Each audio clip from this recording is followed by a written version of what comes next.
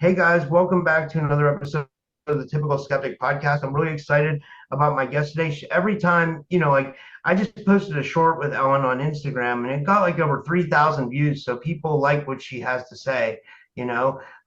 So I have with me Ellen King, and she's going to be getting into the dark side of alchemy today. I titled it Saturn AI Alchemy, Hidden Knowledge, the Dark Side of the Occult with Ellen King, or Weird, Wild, and Woo, the Darker Side of Alchemy. Ellen King is the creator of Error My Ways YouTube channel and longtime independent researcher of esoteric knowledge. This goes back to a show that got me into wanting to do my podcast a long time ago, which is I saw Ellen on Leak Project, and I was watching Leak Project back in 2017, 2018, and but I saw Ellen back in like 2020 or 2021 or 2022, so I can't remember exactly. And I thought I was like, wow, she'd be an interesting guest. And then she started doing shows, and I think she's been on my show like 5 times now or something like that. So, and she always brings like top-notch information. So she's known for her deep dives into subjects overlooked by mainstream discussions. Ellen explores the intersections between ancient wisdom, modern technology, symbolism, Saturnian themes, artificial intelligence, sacred geometry, alchemy, zodiac archetypes, and the unseen forces that may shape human perception and reality. Through her work at ellensart.com, wellandbe.com, and her YouTube channel, Arrow of My Ways, Ellen encourages people to question assumptions, explore deeper meanings, and investigate both the light and shadow aspects of spiritual and esoteric traditions. And with all that said, I'd like to give her a big warm welcome back to the show. Ellen, thanks so much for coming back on. How are you? Hey, thank you so much, Rob, for that amazing introduction. I don't even know how you fit all of that in one sentence. It's good to see you. How are you? Yeah, no, I'm good. I'm good. So I actually quit my job. I'm so excited. I quit the film industry. Realized, that we have to have some sort of moral code within us. And for myself, it's not about the money. I was on a Disney production, and I can no longer serve the dark in that manner. So that's all I'm going to say. I mean, that I do not see darkness on a daily basis in the regards that is coming out, in the truth stream media. But to know that these things are ongoing and people are acting like nothing is happening, that's kind of disturbing, honestly. So I had to take it upon myself. And I told my boss, I said, look, I'm not coming back. And they were like, really? I was like, no, I'm not coming back. And a lot of people are disappointed, but I can't stay in that arena. Were you seeing things that like you didn't really that were making you like that were kind of making you like yeah, I'm guessing you saw some stuff or Well, here's what I see that most people don't. And people behind, like in front of the camera and behind the camera, people don't necessarily see the things that I see with my esoteric eyes. Like, for example, I shouldn't disclose the show that I was just on, but there was behind the scenes, there was a debate over naming a particular set. And the name was very offensive and very like jaw-dropping and eye-opening. And they renamed the set because they figured, I guess, that wasn't appropriate to call it what they were calling it. And so it was just one of those things that I was like, you know what, I'm shaking my head because obviously the writers of the show, whether they're told what they should write about or they come up with their content, someone in these arenas, these circles, is connected to some sort of occult order, is all I have to say. Because you just don't make up the things that I've seen, the esotericism that is used as subliminal messaging inside Hollywood. I see it now. My friend showed me images from a show that he had worked on where he was working on a set and he was carving it out. It was one of the major Marvel productions.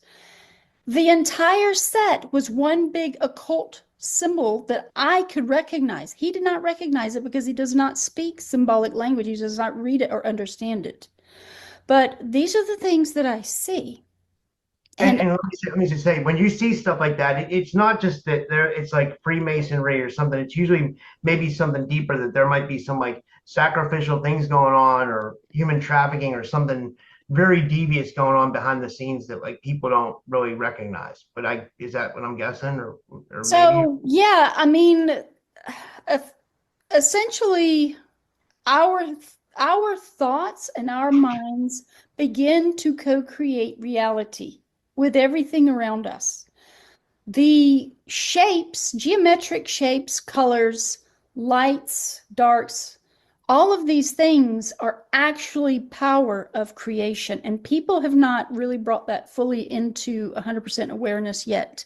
That sigil magic exists everywhere, all around us in symbolic language. And it's affecting us. All of these mass chaos of geometric shapes are actually affecting our energy fields as we pass near them and through them on a daily basis. That means even our household objects. So I see. Are you about to ask a question? Look like No, no, I'm just thinking. You really got me. You really got me. You got me going. Like the other day when we were on the phone, you really got me thinking about a lot of different stuff because like you go down a lot of different roads. Like and you tie this into health and like like just like what you told me about like Himalayan pink salt that you said that it's yes, from the bodies of giants. I was like, what? I was like, that is like deep, but I was like, that's so interesting. You know what I yes. mean? Like that was like so interesting. Well, I don't know if you guys follow Roger Spur and his information that he's putting out there for his what is it called? It's Mud Fossil University channel.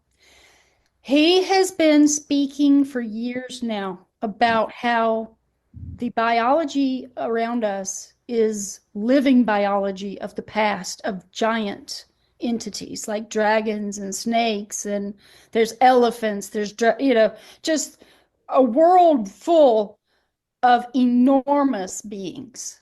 And they're all around us. And effectively, all of the salts, nothing ever leaves in this existence. No, the water does not leave, the soil doesn't leave, the crystalline structures, which are salts, do not leave. All it does is change form. And diving into alchemy has been one of the greatest journeys I think anyone could ever start to imagine and explore. If you dive into alchemy and what the old alchemists had to say, you will begin a journey inward and outward and know the truth of all things. And I believe in my heart of hearts, we are dealing with fallen angels using inversions of alchemy against us in every way imaginable. And that this began, you can start to kind of correlate this with the zodiac and the symbolic language that it speaks. Now, time does not exist. And apparently, though, what we perceive is like a resonance. Like we're just perceiving this dense reality through a lens that we can only comprehend when it's really something magnanimously unexplainable. And they say time does not really exist, and but all things exist within time. So it can be very confounding and confuddling. And what it can actually mean is that all the timelines are here right now, all of them. That means Egypt, that means Alexandria, that means all of these different. Atlantis, you mean maybe Tataria, stuff like that too? So I've heard that they're basically like pages of a book and they're overlapping each other in different frequency bands. Whoa, that's And deep. yes, And is that why we're seeing Mandela effects yes, because timelines are merging? That's kind of we're what I thought. we're changing, we're altering timelines. Now we can alter time with our minds. I have seen this physically in my own existence, and I Holy shit! I gotta show. So I'm so sorry. I no, hate when I interrupt please, people, but I gotta tell you this. So yeah. last night I couldn't sleep, which I think why I was going through some stuff, and then it was like 2 in the morning, and I turned on Sandy Diva Mandela Effects. I don't know if you watch her, but she's pretty good. Like she came on my show before, and then she has her own show or whatever, and you're gonna love this. This is hilarious. Like, but it's so interesting. So, she's always looking for Mandela effects, and she's always looking for residue, and what she calls as residue is the evidence of the Mandela effects, right? So Oh yeah. you're never going to guess which they found. And a What? big shout out to Sandy. And I might even clip this because she found an episode of Who's the Boss from 1991 with Ed McMahon walking up to the door with a check. Like, Really? whereas everybody's trying to say that that never existed, that Ed McMahon never worked for Publishers Clearinghouse, that that's a falsity in our heads, that nobody, What? and she found evidence of it. You know what I mean? Wow. Yeah. I mean, yeah. So, and who can explain it really, right? I know, right? But Because I remember it that way. I remember seeing commercials for it, Like I don't know if but that was definitely in my timeline. yes, yes. I mean, I've seen that, and I actually have the book from the Berenstein Bears, and it changed. The name has changed. Wow. And the interview with the vampire, that name changed. And some other things that I've seen personally in my own life have changed. Now, let me just give you a little incident that happened to me. And this is from a firsthand account of my own experience. My aunt and uncle, my aunt, first of all, was like an interior decorator and she had really nice things in her house and she passed away. And so my brother and I were visiting my uncle. And he had something that my aunt had purchased. It was a topper to a lamp shade that was made of amethyst and brass. And it was interesting because the amethyst was cut in a geodesic dome type of shape, which is not something that you normally see, but it was a real amethyst. You could tell by the weight.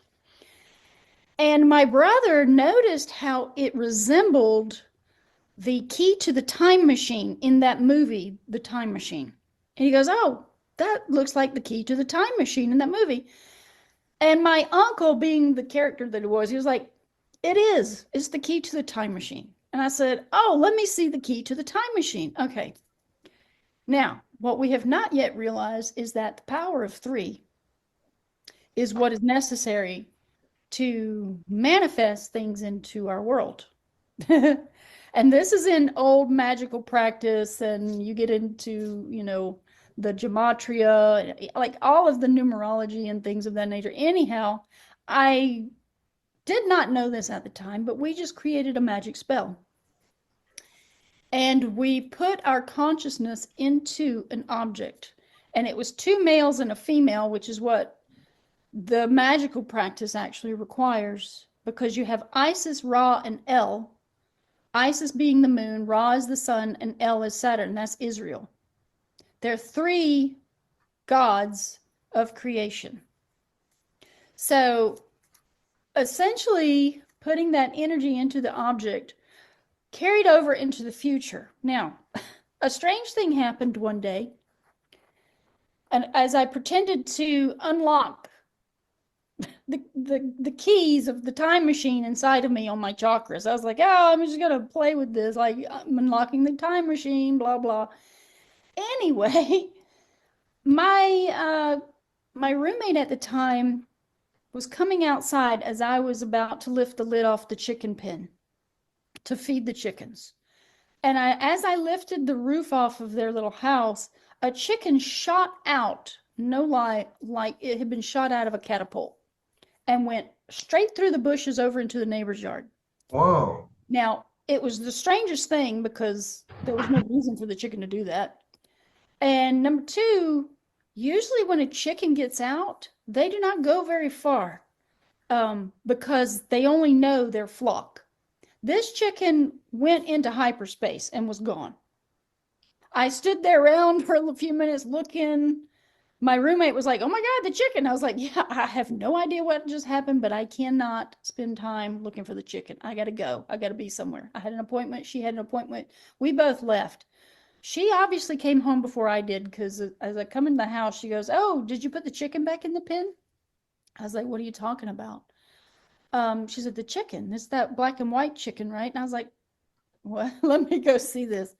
And I said, oh, maybe the neighbor put it back in because I had texted my neighbor and said, hey, can you keep a lookout?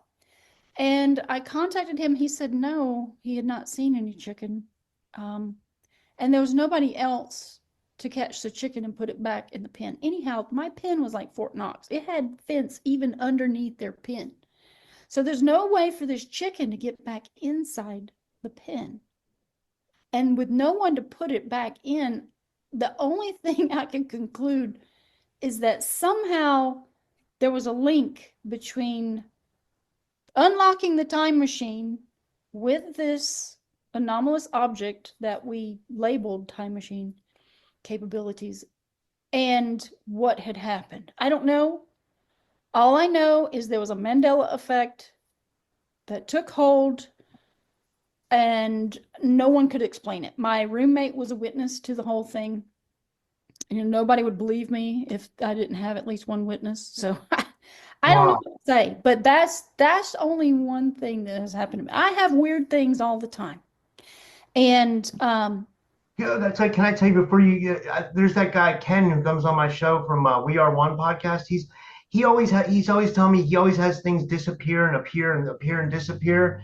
Like yeah, he said one time he saw something like an advertisement for something, then the next day he had it show up at his house and he never ordered it. Like it wasn't something he forgot about. He has a good mind and he's not on like drugs or anything like that. He just like, like he just like thought of it and it like literally like appeared like someone ordered it for him, but like nobody would have ordered. It's just like so weird things happen to him like that too. Like, what do you think that is? And you've had stuff like weird stuff happen to you like that? Like, let me tell you about have you heard of is it the Mahatma letters? I think it's Mahatman or something. The Helena Blavatsky went to Tibet.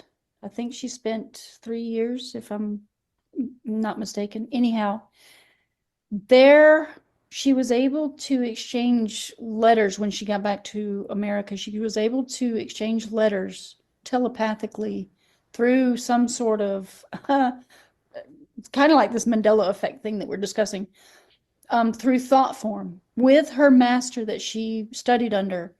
She was able to receive letters from him without, they would just manifest in front of her, basically. So I think we are reaching a pinnacle moment in our time period where we are going to be able to manifest things from the ether. And I have known this intrinsically, that with our focused thoughts and our collaborated minds, we can actually manifest everything that we need to survive this existence from the etheric plane. And we just have not been able to communicate with our higher intentions and our inner work because of all the outer work that we've been physically made to do. So I think this age of Aquarius is going to allow us the time to be able to focus inwardly because it is an air sign, and an age of air is going to always be associated with spiritual work. So, because it's all about mind, it's all about, non-tangible reality. yeah, one thing I've noticed about me, like personally with like the manifestation, because I'm big on manifestation. I try to manifest all the time, but I've only been able to manifest small amounts, but I have been able to make small amounts come into my reality, like of like money, you could say when I needed it, or like, that's usually what I'm trying to manifest. I mean, I know we should be more on a spiritual path, but like we still have to survive in the matrix, and so anyway, I try to use a lot of affirmations because one thing I've noticed is my brain is negatively because of this life and how this life kind of like beats you down. Like my brain is automatically negatively charged or not. I don't know if it's negatively charged, but like I automatically have negative thoughts. So I use this channel. It's called Rockstar Affirmations, where it'll play like an affirmation in your this ear, and it'll play an affirmation in this ear, and then you'll hear one in the center of your head, and it just keeps going and going and going for like 30 minutes. But what I've noticed is that helps me a lot because then I like it's like putting those positive affirmations, and they have different things, like you can go for money, or whatever you want to try to manifest. If you want to try to lose weight, or you want to try to get a better job, or what. But like the one thing I noticed is I can't know I haven't been able to manifest big amounts or big things or like big changes for some reason. And I think that has to do with like what I said about like the way my mind is programmed, you know? Yeah, well, it is. We have been through a lot of very dark embedded programming from the darker. When you get into alchemy and you get to the higher aspects of the world, you realize that the darker forces that we're dealing with, like oligarchs who are greedy and all this other, they're basically the representatives of the darker attributes of ourselves. And when we ignore darkness and corruption, it begins to fester and to manifest into our world more directly where we can see it. And that's where we are, because we've allowed corruption to fester and we've just sort of turned a blind eye to anything of darkness. No, that doesn't involve me. I'm not going to do anything about that. But it is also about astrological timing. And if anybody has a zodiac wheel, they can basically read our entire story just in the symbolic language. Yeah. Oh, I don't know what happened. You flashed out for a moment. It's weird. Yeah. I was switching my microphone, but yeah. Oh, okay. One thing I wanted to ask you was I used to watch Gerald Clark, a lot of his videos before he passed, and he talked about the book The Alchemist by I can't remember who. I had his wife Chris on the other day. It's a really good book, but a lot of people thought that alchemy was like the transmutation of lead into gold, but it's really about the transmutation of consciousness, right? Yes. I'm just going to say that we're all alchemists, and the word itself says it is alchemists. Kemet was the lands before Egypt became about, before it was named Egypt. And if you look and study the Wheel of Time, you figure out that Kemet was the Old Kingdom, what's known as the Old Kingdom. They will not name it. They don't give it a name because they don't want people to look deeper into the knowledge of the story. And effectively, the shadows can only overshadow the truth, right? That's really the only tool that they have. So what I get a sense of, and this is just from my own personal introspection into what was happening at that time, is that Kemet was founded upon during the beginning of the age of Aries, because during the beginning of an age is the dawning of that age. That means it's the golden aspect, it's the golden spring of whatever the revival is at that particular astrological moment. And since that was the time of pyramid structures, they were bringing in the pyramids to act as channels for star powers. Because if you take a funnel and you turn it upside down, it effectively becomes a pyramid. So whatever you pour from the top is going to spread out towards the bottom because there's only electric and there's only magnetism. Those are the two foundational forces in alchemy in all of everything in existence. And we are all chemists or chemists of spiritual and physical matter. There's only four elements, but the fifth one is the etheric. And so it's air, fire, which are electric, fire being the light from the stars and from the sun. Then you have earth and water, which are magnetic. This is yin and yang. So yin is magnetic, divine feminine, and yang is the divine masculine principle. Those two foundational forces create sex, a sexual union, which is composed of the Star of David. You have the upright pyramid, which is fire, and you have the downward facing pyramid, which is water. You overlap the two, and it becomes the symbol that was once universal for the language of alchemists. And to know where to find alchemists, it was used on signposts, it was used on buildings.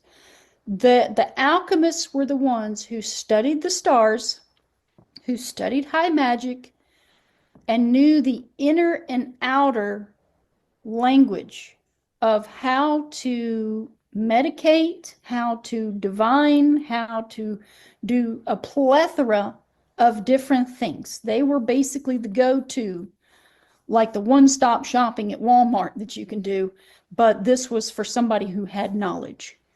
And back during Egypt's day, they've been labeling them as priests or pharaohs. And at that time, remember, pharaohs became priest kings. What does that mean? It means that the kings basically became the magicians. And when you get to that level, it becomes a problem because now they're all powerful, all knowing, and they're going to start using alchemy to plan their continuity of governance, which is exactly what we're seeing right now. We're basically seeing a revival of old Babylonian type empire in a corporate kind of framework. And they have taken this knowledge and they have been using inverted alchemy against everyone. What they have been selling to the masses as chemistry and astronomy and all these things are all the inverted forms of what alchemy can teach people. Every bit of alchemy and what the old alchemists were trying to teach people is founded in the truth. And when you go to the truth, you can't go back. You start seeing all the veil of lies that we've been under. And so, it's a big, long road to investigate all these different subjects, but we're coming to a pinnacle point in our awareness and our time frame where they're going to be revealing like all of this stuff. Like, what are the UFOs used for? Well, obviously, there are still other beings here who can live eternally, who do monitor things. I'm not calling them the Galactic Federation and all that, so I don't think they necessarily need a term. I think there's terms that are being created by the CIA and the FBI and the darker shadow government that are going to be used as a great deception because they know the Great Awakening is here. They know that people are learning how to remote view and to do astral kinesis and doing all these other things. They've got schools now teaching all this stuff, especially to children, and they're effectively creating what is known as Planet X. X is key. X, if you go into the Greek language and the alphabet there, you will see a lot of different words that are formed of symbols, like psi and phi and key and all these other things, because the Phoenicians were phonies and they took things from other places and adapted it for themselves. And the Phoenicians, who were Canaanites, became Hebrews of today. And we're not talking about the good people who have adapted that name. We're talking about the original forms through bloodline families or maybe even alchemy are still here today trying to invert divine code. We can witness this in our societies. They're inverting divine code, trying to corrupt it. They represent this dark force, and their god is Saturn. They call it El Elyon. But when you go down that trail too, you start looking at all these names of how they have the same description. All these gods with all these different names have the same descriptive things, like the god of storms and this other god, the all father god, and like all these other names. And you're just like, wait a minute, that is that, and that overlaps that. And that's how you narrow it down, that they're basically calling the ruling, what we call a planet, the gods. So there's only seven, because Uranus, Neptune, and Pluto do not exist in any magical occult practice or in any alchemy book. And when you look into that further, the Romans brought those into our timeline. And they're all like underworld gods. So It just screams even further that we're dealing with a death cult of Saturn, essentially. And that they are here. And I believe that during this winter phase of consciousness and this experience, we're in the grand winter cycle, which is why we have the ice wall and all these other things. Um, it is their job to effectively make the timelines stay on point with exchanging into from one age to another.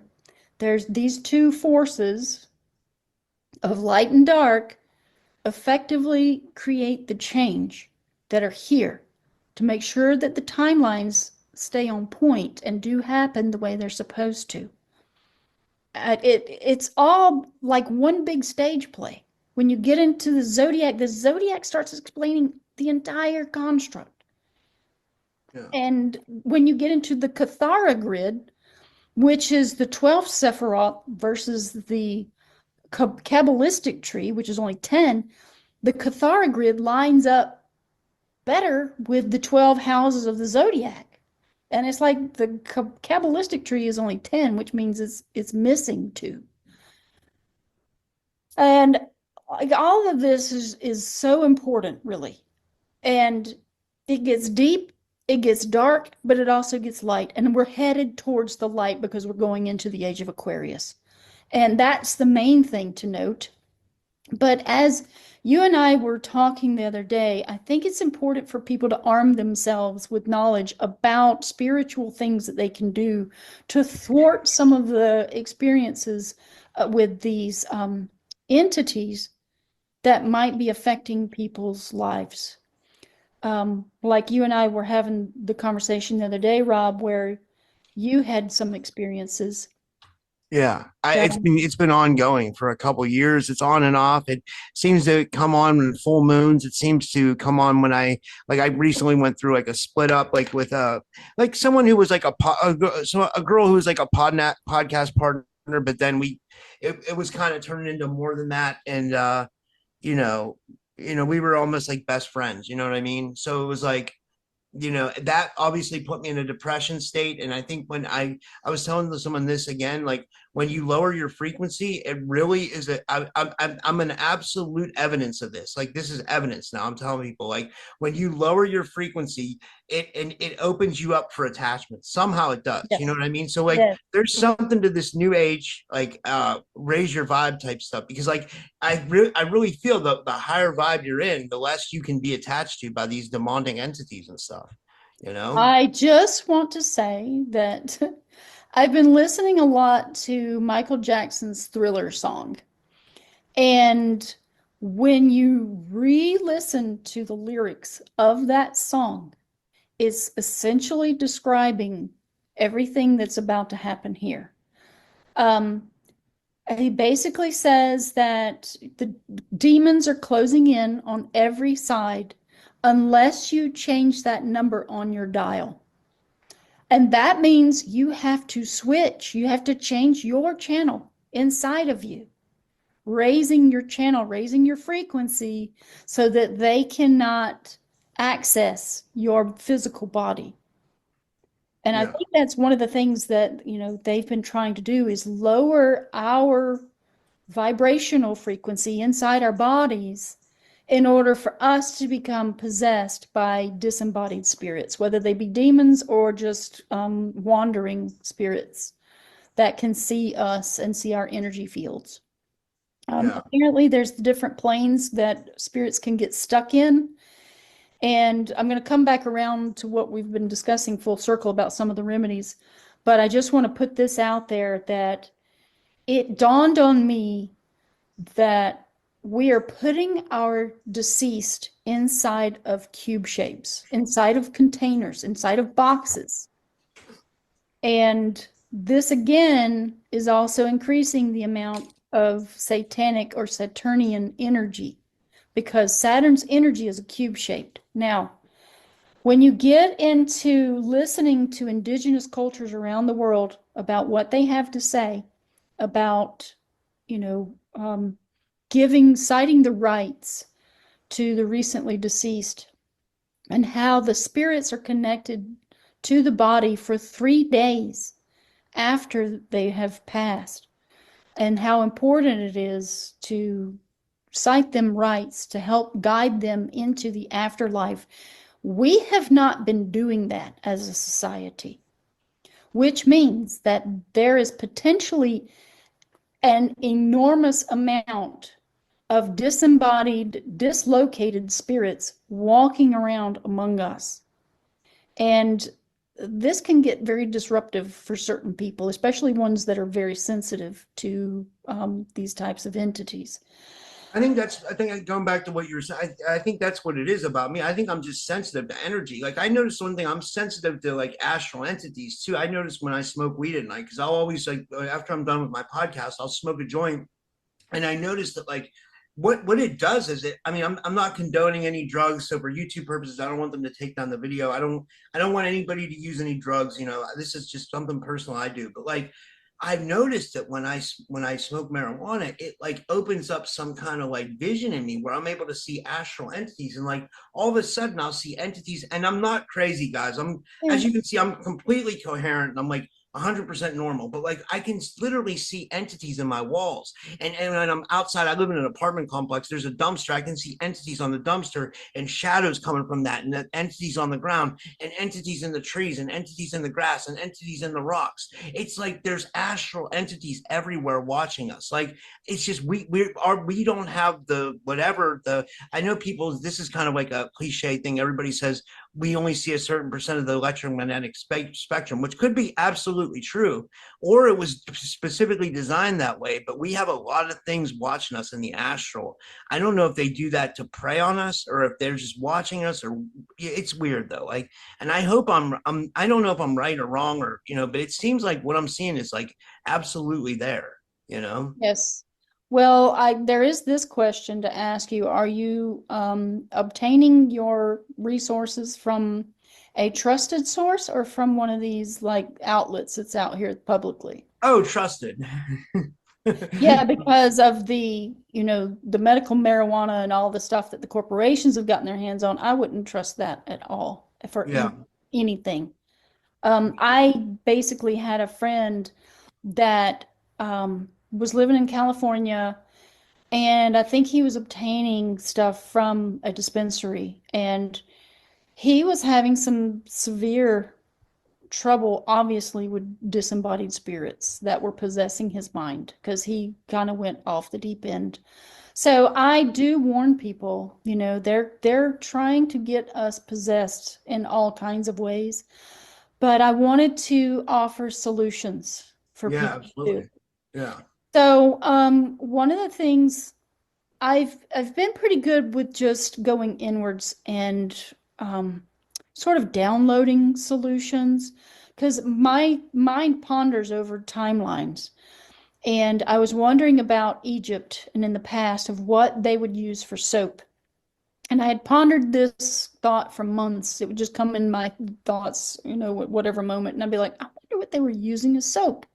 Because I don't think that they use the kind of soap that we use. And I think the soap that we use is actually wrong, honestly, because we're not supposed to wash all the oils off our skin and out of our hair and use plastics, of course.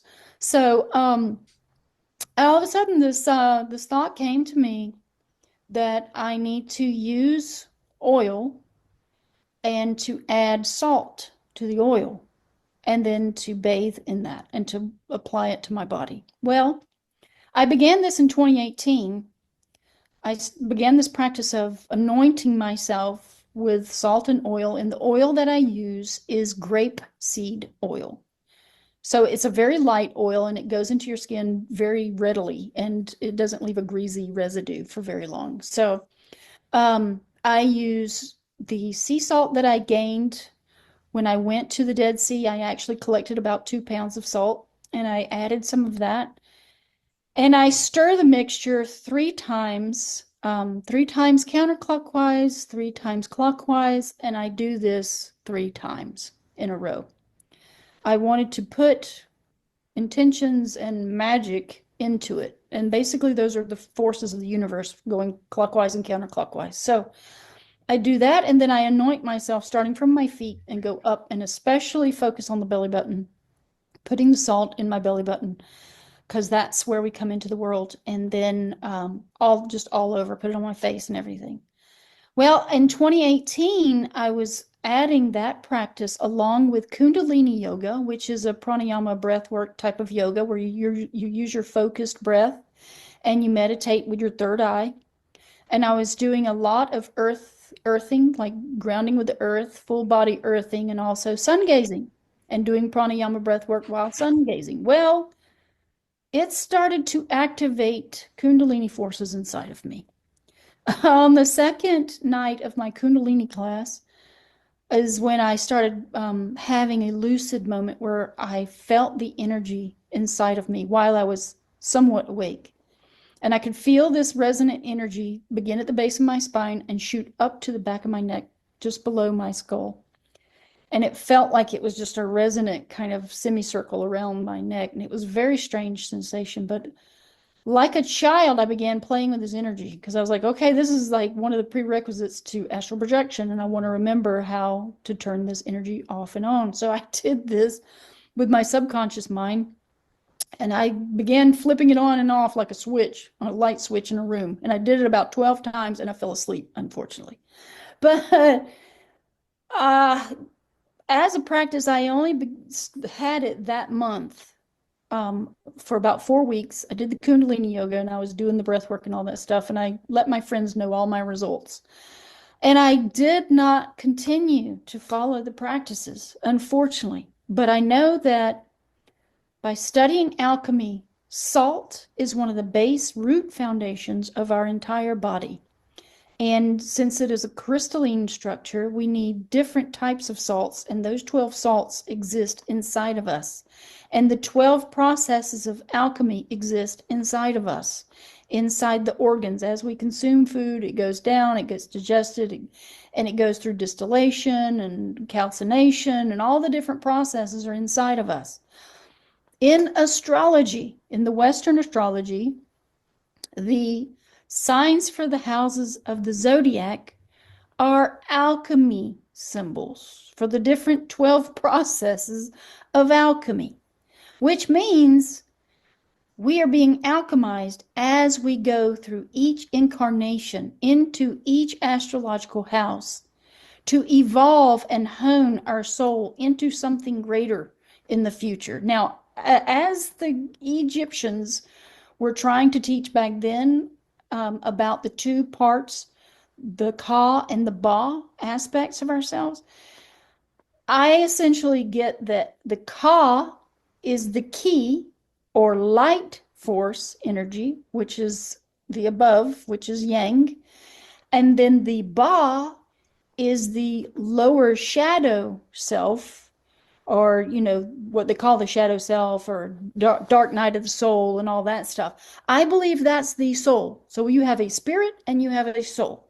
See, And one thing I heard, I don't know, I heard something different, but I don't think I'm right. I heard this a long time ago. I heard that the Ka was like the material world and the Ba was like the inner world, like like you said, the soul. But I heard the Ka yes, was like, I don't know.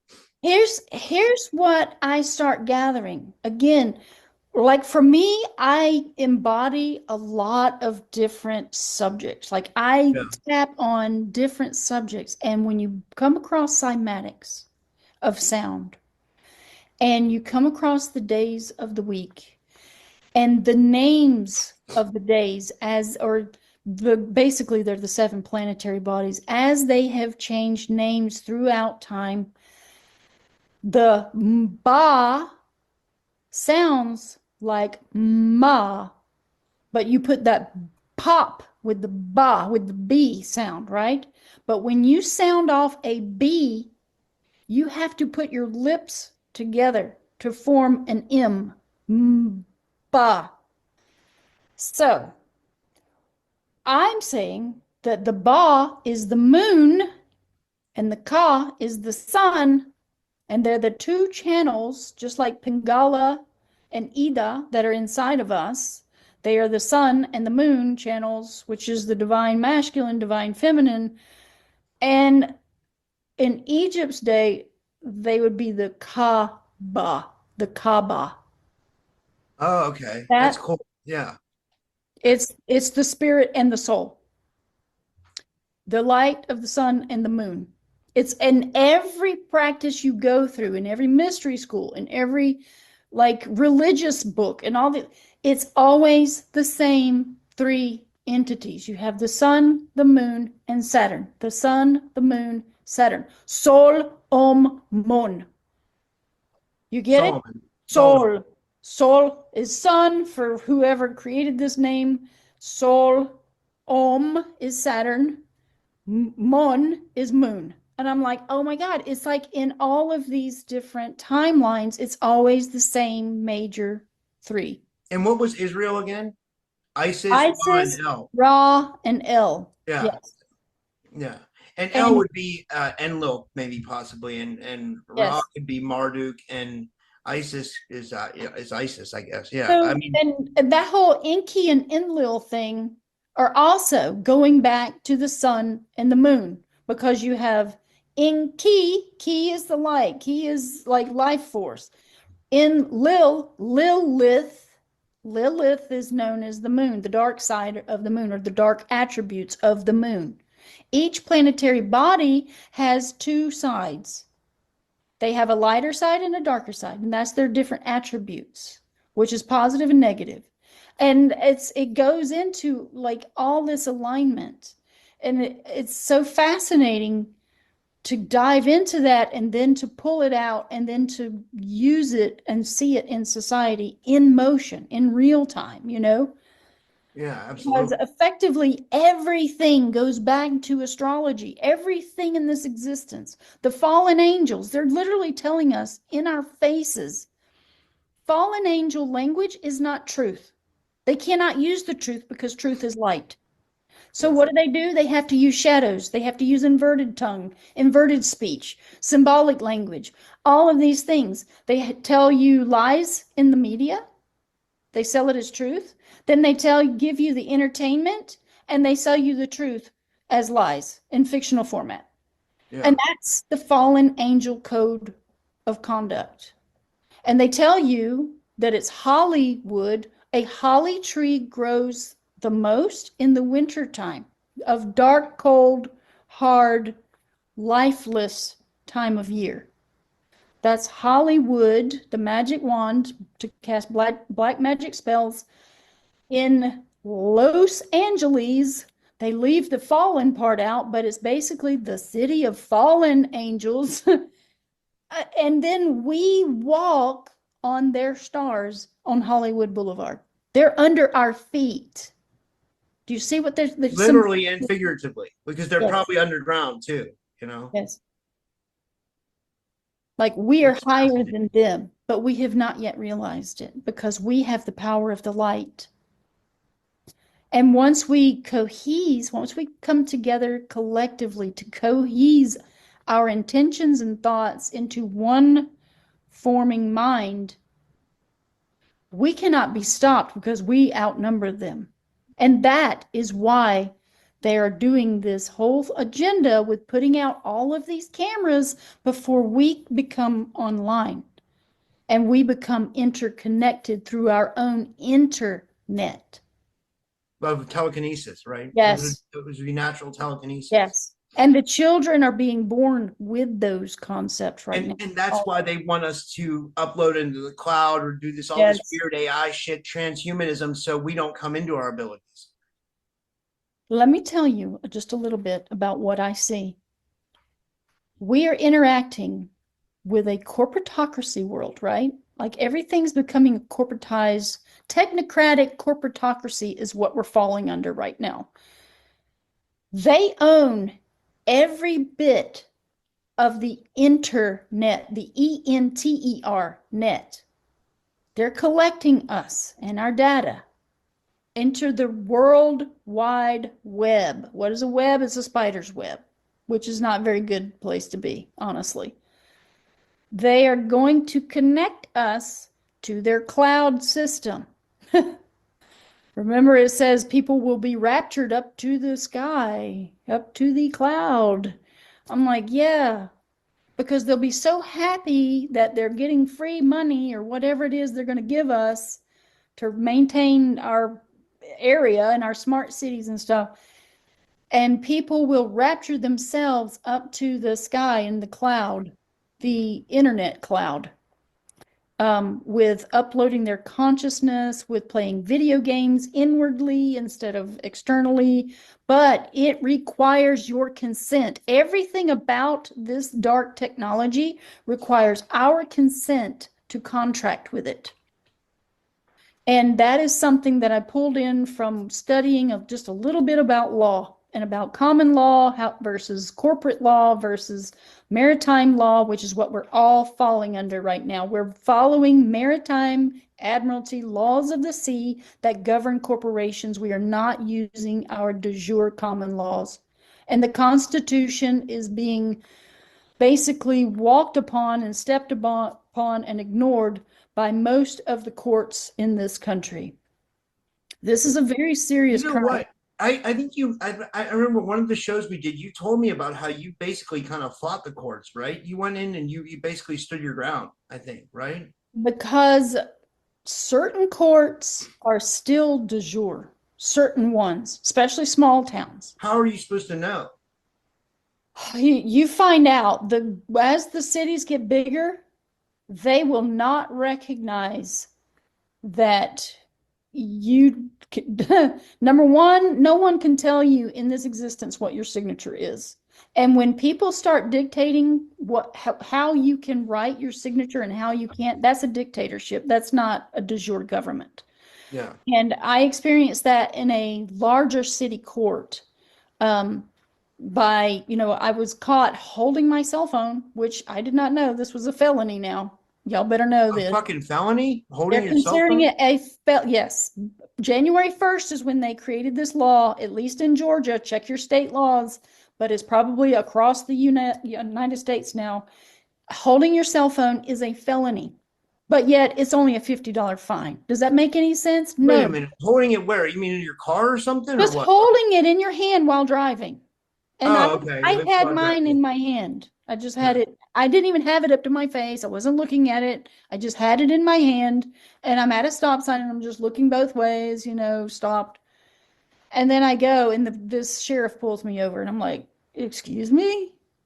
It was really interesting because he comes up to my window. I'm like, oh, please. They've been taught all the lies to enact upon us. Oh And yeah, they're definitely they're they're operating as a they're they're corporation. they're they're, they're programmed 100%, Yes. brainwashed. They're He absolutely comes brainwashed. he comes up and he's like, I pulled you over because you're holding your cell phone. I'm like, whatever.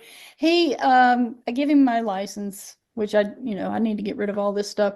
Anyway, he comes back and gives me the ticket. I sign it, no contract, and I do not consent to contract. I wrote that and gave it back to him. He looks at it. He goes, "Is this how you sign your name?" And I was like, "Yes." He's like, "That's how you make your signature." I said, "Yes, it is."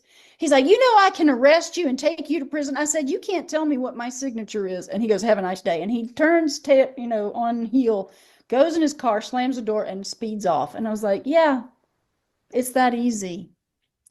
But then the judge, when I went before the judge, because I was like, "Man, this is ridiculous. I do not consent to contract." And I said, I humbly ask for remedy. And she goes, remedy, what is that? I was like, every judge knows remedy. They know their own words.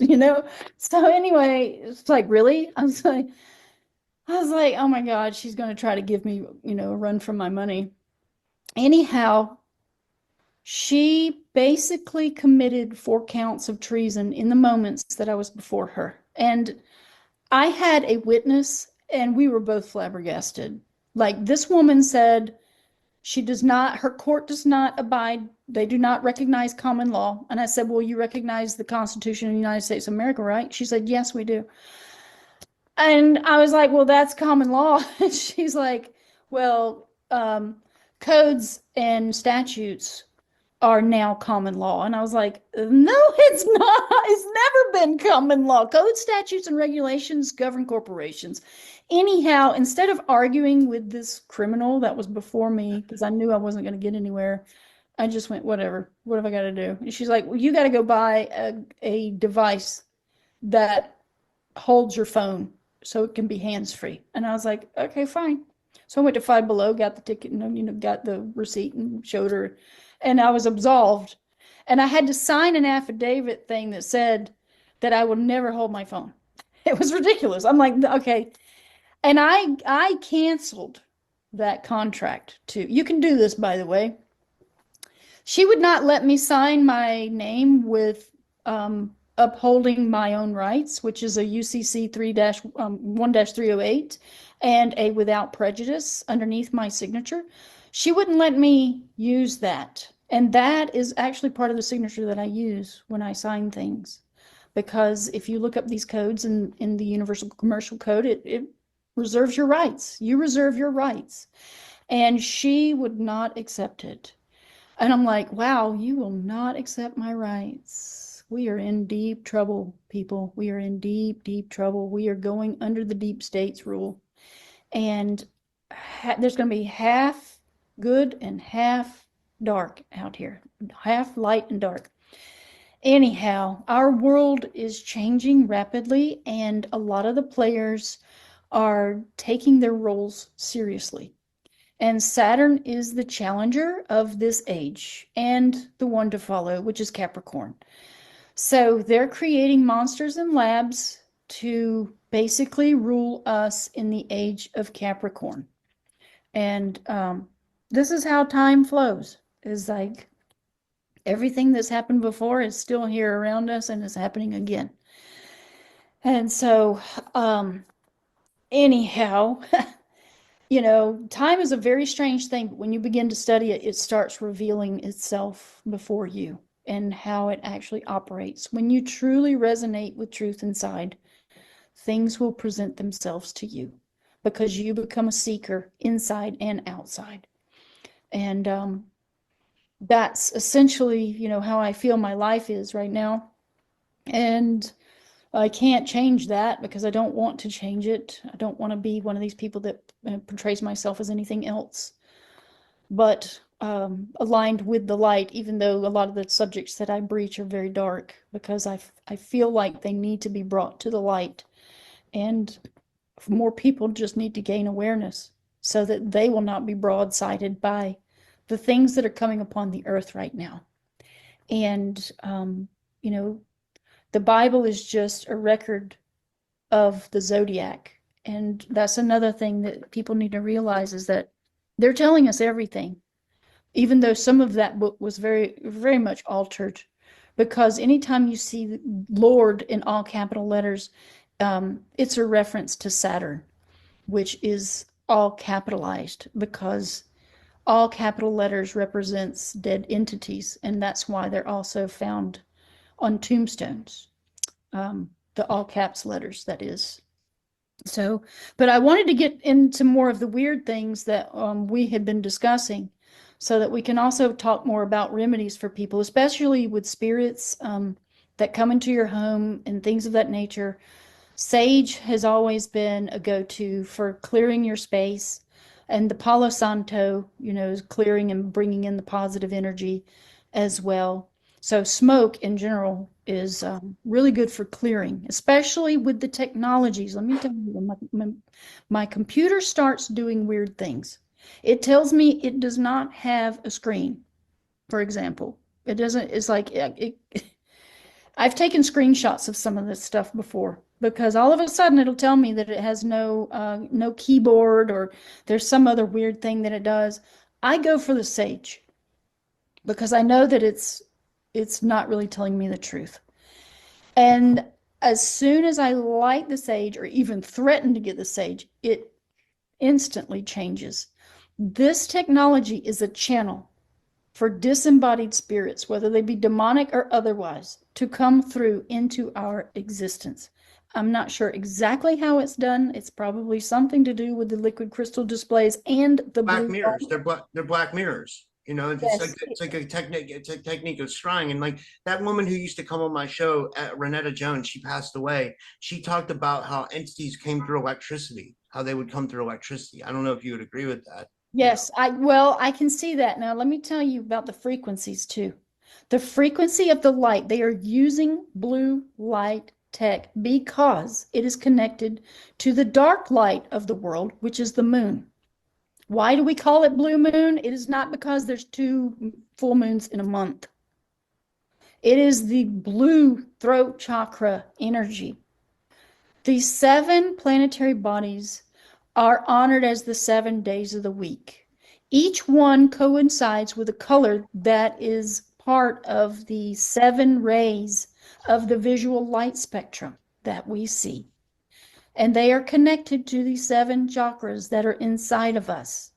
So the blue light, being that it is the moonlight or moon sphere in Tibetan Book of the Dead, you can read about how we go through these different light spheres, basically. They don't put the word light, but you can deduce that once you get into alchemy, that they were trying to tell us that they are spheres. They're like auric fields of energy that are all around us that can be affected by the different color fields. And they're using the blue light as moonlight to amplify the magnetism all around us. This is why they call it electromagnetic frequencies, EMFs. They're using more magnetism with blue energy, blue light spectrum, to affect and change, alter our moods and our surrounding environment. Now, we are light beings of the sun for all seven rays. That means that we can alter our frequencies when we're in the sun's light. We can like change all these different frequencies and manipulate them and stuff with our conscious and unconscious mind when we learn how to do things. But since they're putting out more moonlight, it's really altering our moods. That means emotional states, that means physical states, that means even allowing other things into our field, like through the technology, through the moonlight. There are entities that can only operate through that dark light. And since we are changing and terraforming our world to invite these disembodied spirits and these dark demonic entities into our world, we're going to be seeing some weird things real soon. We're going to be seeing them. Like, I've already spoken to different people before I left that show that I was on. I started speaking to people in different departments about some of the weird things that they have seen. And what's weird too is that I'll meet people out in life, in stores and places in the surrounding environment that also share their stories with me. So I have this innate ability to find the people who have had strange experiences and encounters with other beings that they've never seen before in their lives. Somehow these people are attracted and magnetic to me. And so I need to start like interviewing some people on my channel that have seen some things. Anybody wants to have an interview, please contact me because I'll start interviewing people about all this weird stuff. So just for an example, I had a coworker who was in another department who drove a forklift. He was from the Appalachian Mountains. He grew up there. And I said, so what about the things they say about Appalachian Mountains? I said, is that true? He said, absolutely. He said, hands down, everything you hear is true.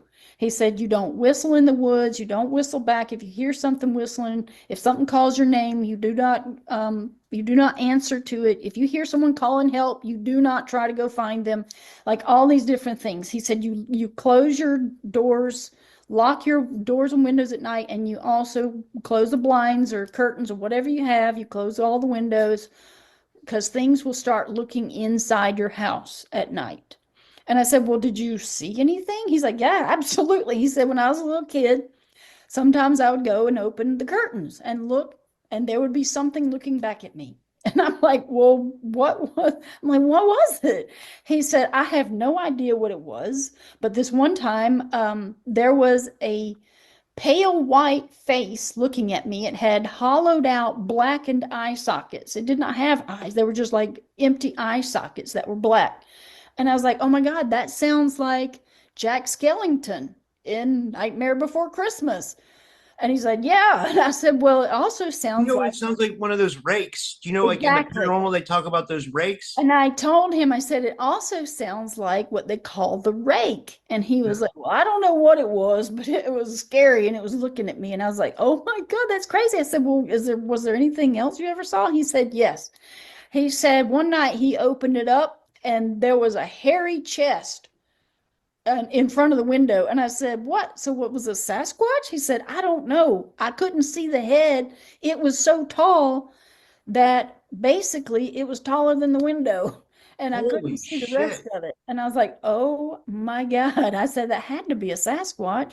He said, well, he's like, all I know is, everything they talk about with that is absolutely true. And I was like, well, that's crazy and amazing at the same time. He's like, yeah, well, you don't mess with the woods, Well, you it's kind of like we talked about. I think the veils thinning. I've been talking about this on other shows. I think like I have a bad habit. I still smoke every once in a while. I tried the American Spirits, but I don't think they're any better whatsoever because like I think they were bought out by Philip Morris. But anyway, so I went out at like I woke up at like 2 3 in the morning and I went out to have a smoke and I told this the other night too. And but this was amazing. It really was like so I just went out to smoke and like I know I had my wits about me. Like I was fully aware of everything that was going on. You know what I mean? Even though like I'm like a light sleeper. I'm not like out of it or anything like that. And I looked and behind like behind the cars there was this creature walking and it looked like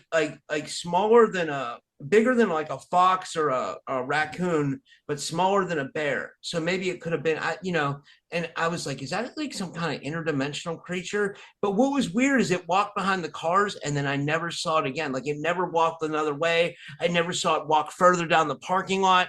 It just kind of walked past and just kind of like, I don't even know where it went. I don't even know what it was. It was know. really weird.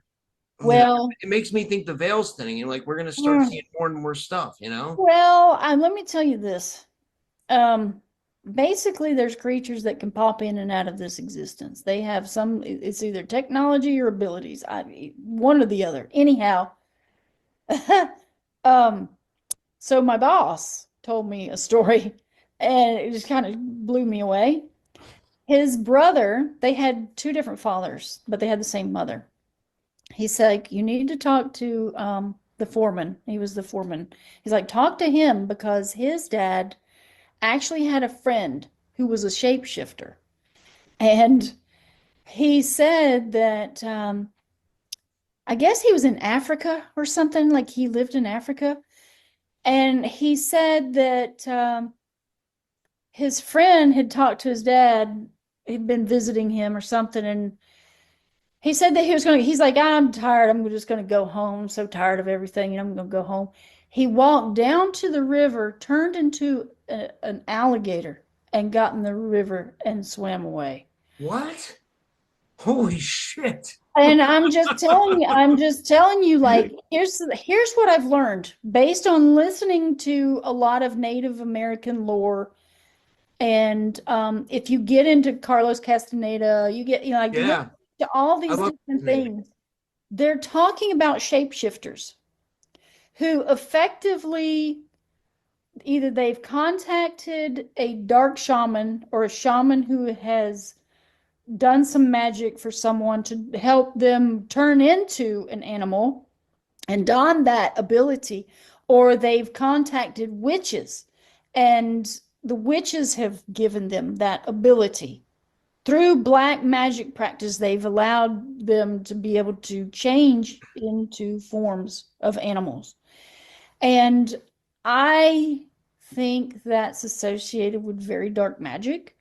I don't think that's a good thing. I think we can eventually achieve and acquire that in a natural way if we allow our incarnations and abilities from the light of the sun to come into ourselves. I believe that we can do it naturally. Um, so I think that's part of the reality that's also coming with disclosure. I think the fact that there are shapeshifters everywhere all around us might, Absolutely.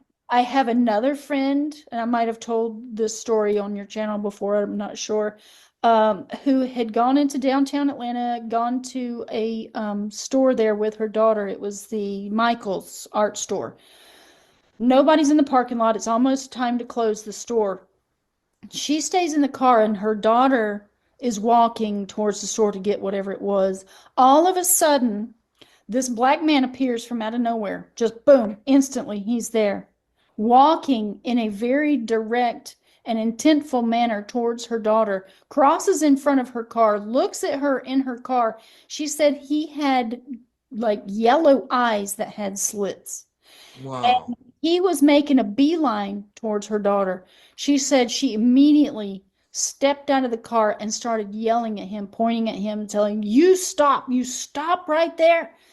And he instantly disappeared in front of her.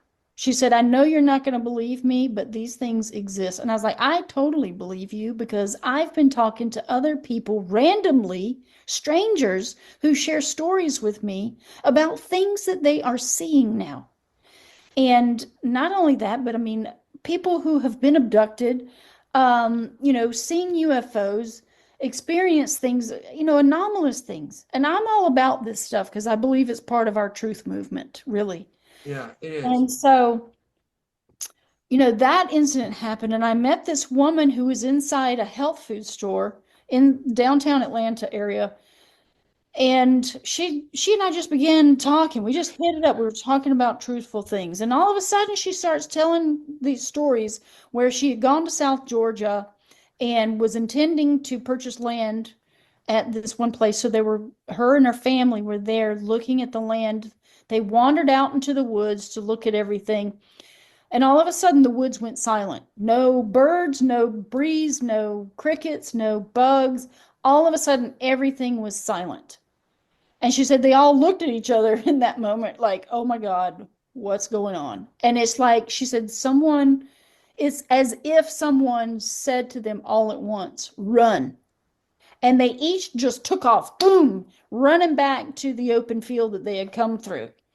And she said they're freaked out and they get to the field and all of a sudden all the light and the sound and the birds and everything comes back. And that type of scenario was actually mentioned in the Can-Am Missing 411 The Hunted series that was on Netflix. And there was a hunter who had described she was up in her deer stand on her own property. While she was sitting there, all of a sudden the woods went silent and she could see this thing moving through the treetops like saran wrap. And it reminded me of the movie The Predator. Instantly, I Whoa. was like The Predator. Um, and she said it was moving kind of towards her, but then it started moving away from her. And as it moved farther away, the sound came back. And what that told me, if sound is light, it's using technology that absorbs the light Yeah. so it But, cannot be discovered. And I well, was like, oh, one thing going back to Renetta, she had some good stories. She told me one time she got lost in West Virginia, which is right near me because I'm up in Pittsburgh, and I got lost in West Virginia too a couple years ago when I was on my way down to Florida for the conference. But she told me that they were headed somewhere and like somehow I guess their GPS wasn't working, or maybe I don't know if this was, I can't, I'd have to go back and watch. I did a lot of shows with her, but she said that she started getting these like thoughts in her head. Something was telling her to turn around. It kept telling her to turn around, and all of a sudden she got this vision of like something out in the woods. Like she got the vision of like necks breaking, like, and then something was like eating, like, I don't want to get like, gross, but like some kind of creature was like, like feasting on humans or something. And she kept getting these strong feelings to turn around. So she made the person she was with turn around. And like, it's weird when we get those kind of feelings. I guess we got to react to them, like, like, and that's what's important about kind of coming full circle. We're coming more into our intuition yes. now with what's going with this whole awakening. Yes, we have to hone our discernment because that's going to keep us alive for what's coming upon the earth. That same woman who talked about the silence in the woods, she shared another story about how she was driving down one of the roads. I guess it was not not too far from Atlanta. And she said she saw a wolf with the back of the wolf was as high as her SUV down the road from her. And she said she stopped in the middle of the road because that thing was in the middle of the road and it was crossing from one side to the other. She said this was no normal wolf. This thing was enormous, like a dire wolf. And whether it was Dogman or not, she said she basically stopped her car, saw that thing. Its back was as high as the hood of her car, which was an SUV. And she said she turned around and she went the other way again because she said there's no way she was going to even get near that thing, whatever it was. That's how scary it was. So people are seeing what they're calling Dogman. I think it's like a type of werewolf thing. Could be, super soldier. I've heard about that too, about the super soldier program where they actually have put them out into the national forests and they're trying to get them to do a breeding program where they breed and they just proliferate and then are all out everywhere. And I think that is what they're doing because when people find out that they are forced to live within a 15-minute smart city and confined to a particular zone, that more people would obviously break free of their restraints and go live in the nature. So what they're doing is they're creating all of these super soldier type cryptids to be a force against those people who are living in the wild again. Wow, that's horrible. Yeah. Well, it says in the Bible, men's hearts will fail them for what comes upon the earth. And it is, I think that's essentially what they're talking about. Like the giants are being reproduced. Why do you think they took the body of Gilgamesh after they dug it up and from Iraq or wherever? They took it down to Antarctica because I was following that whole narrative. They put it on a Russian icebreaker ship and it stopped off of some western coast city of Africa. And then it went on down to Antarctica. You can follow that story. I mean, the whole thing about them finding the body of Gilgamesh and then taking it. And I'm like, what? And then, there was a sheik who had talked about the crude oil. He's like, it's not oil, it's the river of lead that flows through the lands of Gog and Magog, which is the land of the dead, basically. So I figured out it's what was called the river Styx in Grecian times. And it's, Chiron, the The river Styx was the river that as you cross for the afterlife, right? yes, yes. But listen, I mean, sticks, right? It sticks to you. Oil sticks to you, right? So I'm Yeah. like, oh my God. And that's Saturn's metal is lead. Another good thing about learning alchemy, you will start to formulate remedies. Once you get into alchemy, you get into yin and yang, you start doing the comparative analysis of air, fire, water, earth, what the magnetism and electricity. Then you align the noble metals with each planetary body. It starts making sense of what you can do with these planetary metals. And the elixir of life is formed from gold. The elixir of health is formed from silver. And I'm just putting that out there. I'm not giving everybody the entire formula, but I am making the elixirs currently. It takes 3 years. But these types of things are out here for everybody to grab onto. And I think right now we need to grab onto all the alchemy knowledge we can because they are about to throw the book at us. Free energy comes from the knowledge of alchemy. Nikola Tesla was on to following the alchemists. And all he did was research some of the stuff that they were doing in the early 1800s. I believe that the water towers were actually Wardenclyffe towers that were, pre-Tesla, and he was rediscovering them because water towers are not what we're told, and DARPA owns most of them, if not all of them, in this country now. And why would a space weapons manufacturer want the water towers specifically? Not because they're water. I think When you look, or it's because they're connected to these data centers that they want to use the water for the data centers because it seems like they're trying to put a lot of these data centers in, and these data centers use enormous amounts of resources, and yes, they're building these data centers behind our backs. They're building them without any permission. They're just popping them up all over the place. It's kind of like an Orwellian, like weirdness. It freaks me out. Like, I hope a lot more people stand up against the data centers because I think that's a yeah. What do you have you been the looking into that? guy, yes, so they're building six of them in my area alone, but They're building two here, one in my town and the town that I grew up in next to it. they You know? have plans to do 16. You can get the community to place an emergency injunction upon them.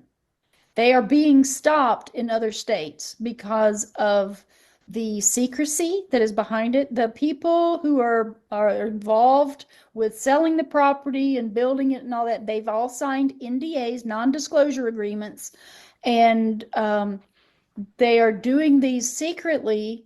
And it's all just corrupt. They're trying to do all this stuff because they know the Great Awakening is coming. They know that people are about to become aware of literally everything that they've been up to. So it's their last throw of their deck of cards at us to establish their version of the New World Order before it gets flipped and we flip the entire script. They will not succeed in this time period, but they are planting the seeds where they will succeed in a future timeline down the road. We're entering the golden spring of Saturn. It means it's going to be a dark time, a dark golden spring, because Saturn is a very dark energy. And first, we have to establish our spiritual elevation and awareness before they can really do a lot of things. This is my take on the whole thing. Um, the spiritual awareness basically will negate all of their material idealism and the things that they've been teaching us, that there's no other spiritual thing. You have to go through their hired lackeys in order to obtain any sort of connection with God. Like all of these things have been an inversion of truth, as we already know. So when people find out that God is inside them and that they can access God without having an agent to go and speak to, it's going to be a whole different ballgame because now they're going to be accessing directly the source code instead of trying to think outwardly about tangible things. And this all started in the age of Taurus when we started the descent for the love of material things. That's why they use bull symbolism literally everywhere because the bulls and cows, that bovine symbolic language is all about the earth and the material plane. And so they use it in a lot of their language. So, and it's just like, in India, they worship the cow as the mother god that gives life and, sustains it. And that's why they allow these cows to walk up and down the street. They don't eat cows. That's a sacred animal. So when they taught us in the West these darker attributes of consume the earth, be a consumer, consume the meat and eat this, that's lowering our consciousness and our vibratory rate. So, there's a lot to consider with this great awakening. I see how we're doing literally everything wrong. And, we as co-creators of this reality have been basically co-destroying this reality by accepting the ways that we follow. We defecate in the water that provides us life and sustenance. We disregard it. We throw trash to it, and the water holds memory. Yeah, it We are does. we are terraforming Earth for these demonic beings to come and walk amongst us. And if you go and you look up the seven deadly sins, those are gone. Like those are completed a long time ago. And The sin is the moon in Arabic. So this is where Yeah, because that comes there's in. Enlil's son was named Nanar Sin, and they said he was the moon god, which was interesting, right? Yeah, and again, you'll see the same repetitive entities and connections to the solar deities when you go into all of these stories. Like literally every story around the world, you can start to figure out there's the sun, there's the moon. Where is Saturn? Because Saturn is the whole encompassing material plane of space and time. We are inside Saturn's domain. And that is why the Lites, well, L eats, Saturn eats his children. We're all children of Saturn as we explore the four elements of alchemy. And that is exactly what the alchemists were trying to tell us, that this auric fields of light all around us, and that nature is Venus. That's the Venus sphere. And the Tibetan Book of the Dead kind of goes into some of this stuff, where it says the Venus sphere is green. That's love. That's why nature is so nurturing and healing for us. And so that's the heart chakra, right? And of course, we know when you take that H of the word heart and you put it on the end, it becomes earth. So it's like we're in the center, we're in the middle point between two opposing forces, which is the light and the dark. One is the electric and one is the magnetic. And Saturn, since it's a black hole sun, won't you come? Yeah. Well, this is the abyss, the bottomless pit that they talk about. And That's I interesting. believe, Because wasn't Chris Cornell onto something, or like before he died too? I think, or oh, they said, listen, these people who are in the industry of Hollywood, in that whole arena, whether it be the film industry or music videos and music and all that stuff, they are all brought into some of the innermost circles of the occult world and Freemasonic, what Skull and Bones.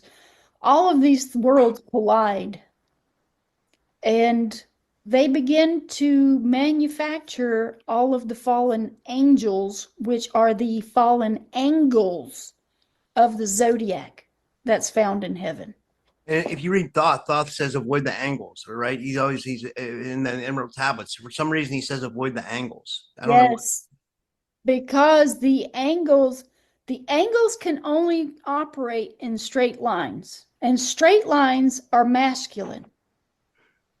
He said that you can avoid the hounds of the barrier by creating circles, by spiraling,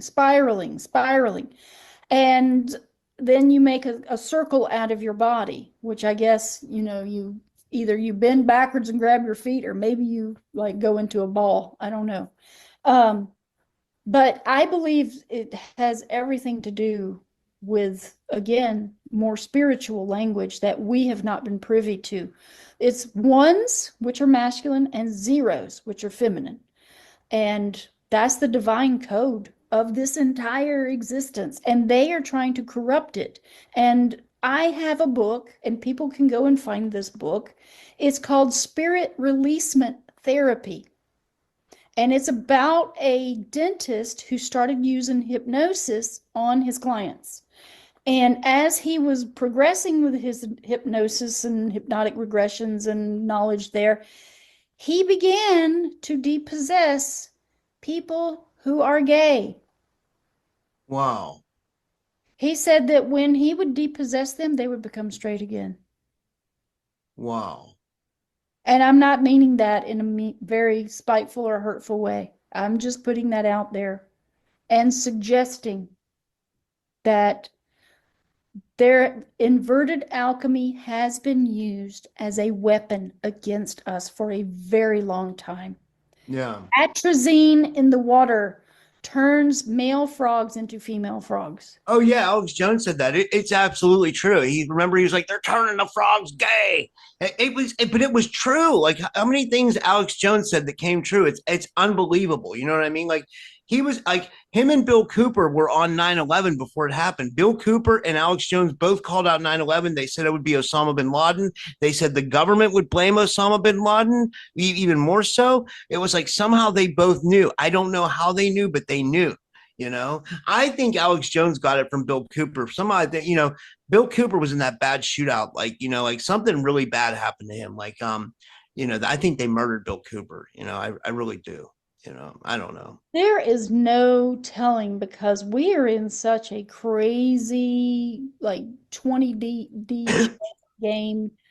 Tyler Hansen, are you familiar with who he is? Uh, I know He's on, that. No, not really. I don't know. I don't know. I see him on Facebook and on Instagram, and this guy, Tyler Hansen, has been finding all of the deceased famous people alive and now perpetuating, or perpetrating themselves as someone else under a different name. And he has found a lot of people, including Robin Williams, who is now Uncle Pappy. Who the hell is Uncle Pappy?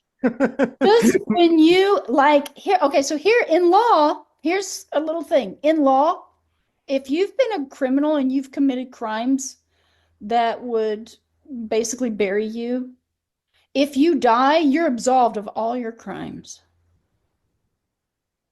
Really? Let that sink in for a moment. Yes.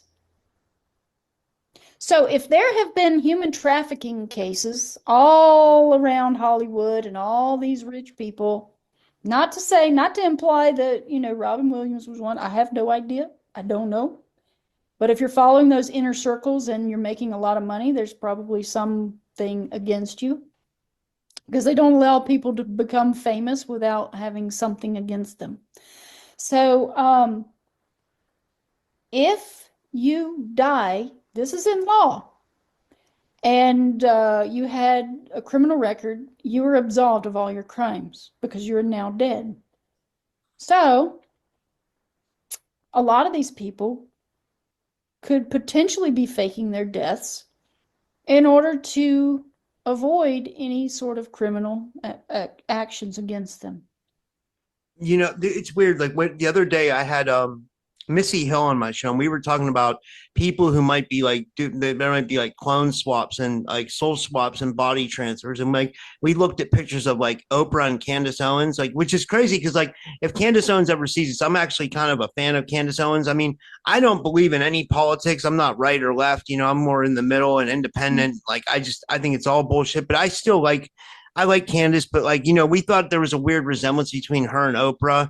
Then there's a weird resemblance between Zena LaVey of the Church of Satan and Taylor Swift, which it's weird. It's really weird. Like it almost looks like something could have happened there. And then what was one of the other ones? If you guys are in the audience, we pulled up one more that was I can't remember. And then also there's these weird like these actors that look like they've had a clone replacement like Jim Carrey. If you've looked at like images or Oh, pictures of Jim Carrey lately, he looks like he's absolutely been swapped out. You know what I mean? yeah. Like it Yeah. looks like there's some entity literally living in his body, you Yeah, know? that's not Jim Carrey. That's not the original Jim Carrey. There was something that I saw on Facebook that said that this actor asked Jim Carrey if he could portray him, and Jim Carrey agreed, and so he's put his face out there and acting like Jim Carrey, even though you can tell it's not him. What was Um, weird is like before all this happened, like he knew a lot about like he was like I mean like before I even know he did Living Color and he was like a comedian on all those movies. He was really spiritually aware. Like there's like a lot of clips of him talking about like some really like somewhat in depth like spiritual stuff. So I wonder if like he took a deal with an entity or something to like well, I have to say that I met Jim Carrey when I worked on Dumb and Dumber 2. And he certainly didn't act like he was spiritually aware then. He came to the rap party and I asked him to dance. I just told my friend, I said, I just want to see what he'll do if I ask him to dance because he just showed up, and he was hanging out. And I went up to him and I said, Hey, would you like to dance? I mean, just as a crew member, I'm not trying to date the guy because I yeah. don't find anything interesting about him in that regard. So he was like, Oh, no, no, no, no, no. No, not now. No, I'm not going to do that. And I was like, okay, weird, but that's. Anyway, an hour later, he was in his 50s then, approximately. And about an hour later, this 20 nothing girl walks in and is with him for the rest of the night. So I was like, oh, there it is. Somebody you've never seen before in the media. And it just, you know, I hate to say it, but it was probably a hired girl for the night, honestly. And so I was like, there's the answer to my question that I asked him. So I was like, okay, this is a different perspective. But How long did you work in the movies for? Like how long did you work in in the 17 years. Wow. I bet you worked on a lot of cool movies. Or movies that we maybe thought were cool then, but now we would probably think, well, we don't know what's going on behind the scenes, right? It's like, there's a laundry list, but yeah, I mean, Walking Dead was one of the big ones for TV because I did Well, a you worked on The Walking Dead? That's pretty yeah, cool. for 4 years. I was on Walking Dead and Vampire Diaries. I worked on Stranger Things for a week. I filled in for a friend while she went on a cruise, and just different stuff. I did Dumb and Dumber 2, did Blended, did Wait, what was Blended? Which one was that? that was with Drew Is that Barrymore, I thought and Adam Sandler. Yeah. okay. Yeah. Did Scary Movie 5 and with Charlie Sheen and Lindsay Lohan and, like, big names. I mean, I've been around some big name characters, but Oh, I got a good question for you since you've been in the movies. This is one that's been kind of been in like in my scope of reality because of what I do and everything that's involved. Okay. So what do you think of Disclosure Day, the movie coming out on June 12th with Steven Spielberg? And what are your thoughts on Spielberg? Let me just preface this a little bit.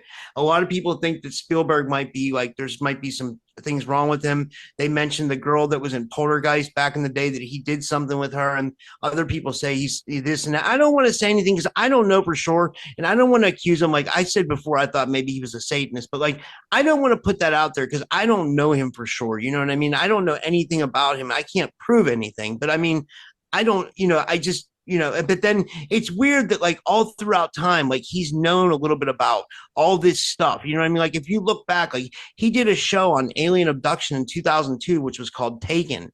You know what I mean? Back when like that was rarely being talked about, he did Close Encounters of the Third Kind.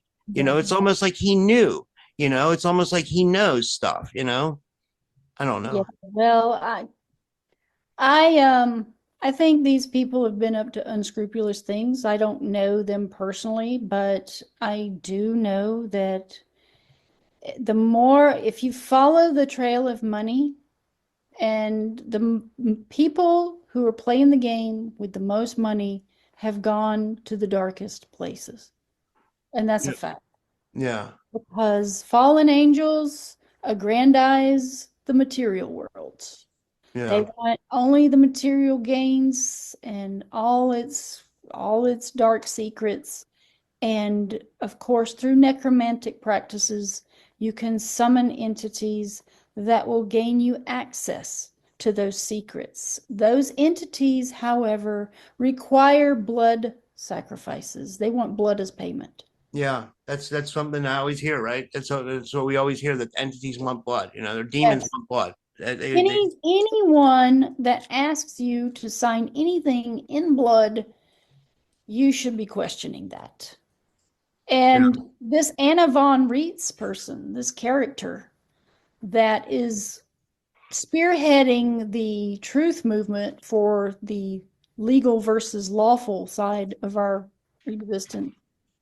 She even admitted on her own website that she made a blood oath on an altar inside a Catholic church. I'm like, that's an oath to Satan, which is Saturn. I'm like, you don't do blood oaths for any context if you're going to be working with the light. And number one, always remember that Satan is a lord of contracts. How many contracts are we agreeing to even use this technology? Terms and agreements are always changing. They're forever in a state of flux. Yeah, and you ever notice that, like, and when like some of these companies give you terms of agreement, they're like, we updated our terms of service. Yes. It's like pages and pages and paragraphs of Yes. like you can't even read it. I'm just like, what the fuck? Excuse my language. I'm like, what? I'm like, how is anybody supposed to even go through this? You know what I mean? Well, It's like, I am going to put this suggestion out there because the light supersedes all things of darkness, that you can negate all of these contracts with your voice, which is light. And through your intentions, you can write your own thing, your own statement that says, upon my exit from this experience, I declare that all contracts, whether consensual or, tacit agreements, everything, whether spoken or implied, are now null and void, canceled. Do not, do not pass go. I've already done this, and I burnt it in the fire to put it into the spiritual realm. And I can do it again and again and again because I put it through all space and time throughout my existence, present, past, and future. All these timelines, I basically put that into the etheric realm. When you burn something with fire, fire is the spirit realm. And that's the thing to know is like, I heard from Native American practices that you can speak to your ancestors through fire. And it reminds me of in Harry Potter how they use flu powder and all this other stuff, and they can talk to each other through the fire. I'm like, that's real interesting now, isn't it? They're putting it in our face in Harry Potter. yeah, well, it's all predictive programming, right? Well, It's no, no, all, no, no, no, no. That again is a form of disclosure by the fallen angels, which are dark like practitioners. They yeah. work with shadows, they work with overlays, you know? So and just know that all these movies, you can go back and start watching them and start getting truth in all of them, and especially things like Venom, the movie Venom. The guy acquires all these superhero powers from a demon who is possessing him. Yeah. And they even tell you how to get rid of the demon, to get him off of somebody. A bell rings. They ring a big old bell from the church, and it makes venom separate from the body of the host, you know? So I'm just saying, like, they're telling us everything. Frequency is everything. And, in spiritual practices, you can use salt as a barrier around your house, around your bed, whatever.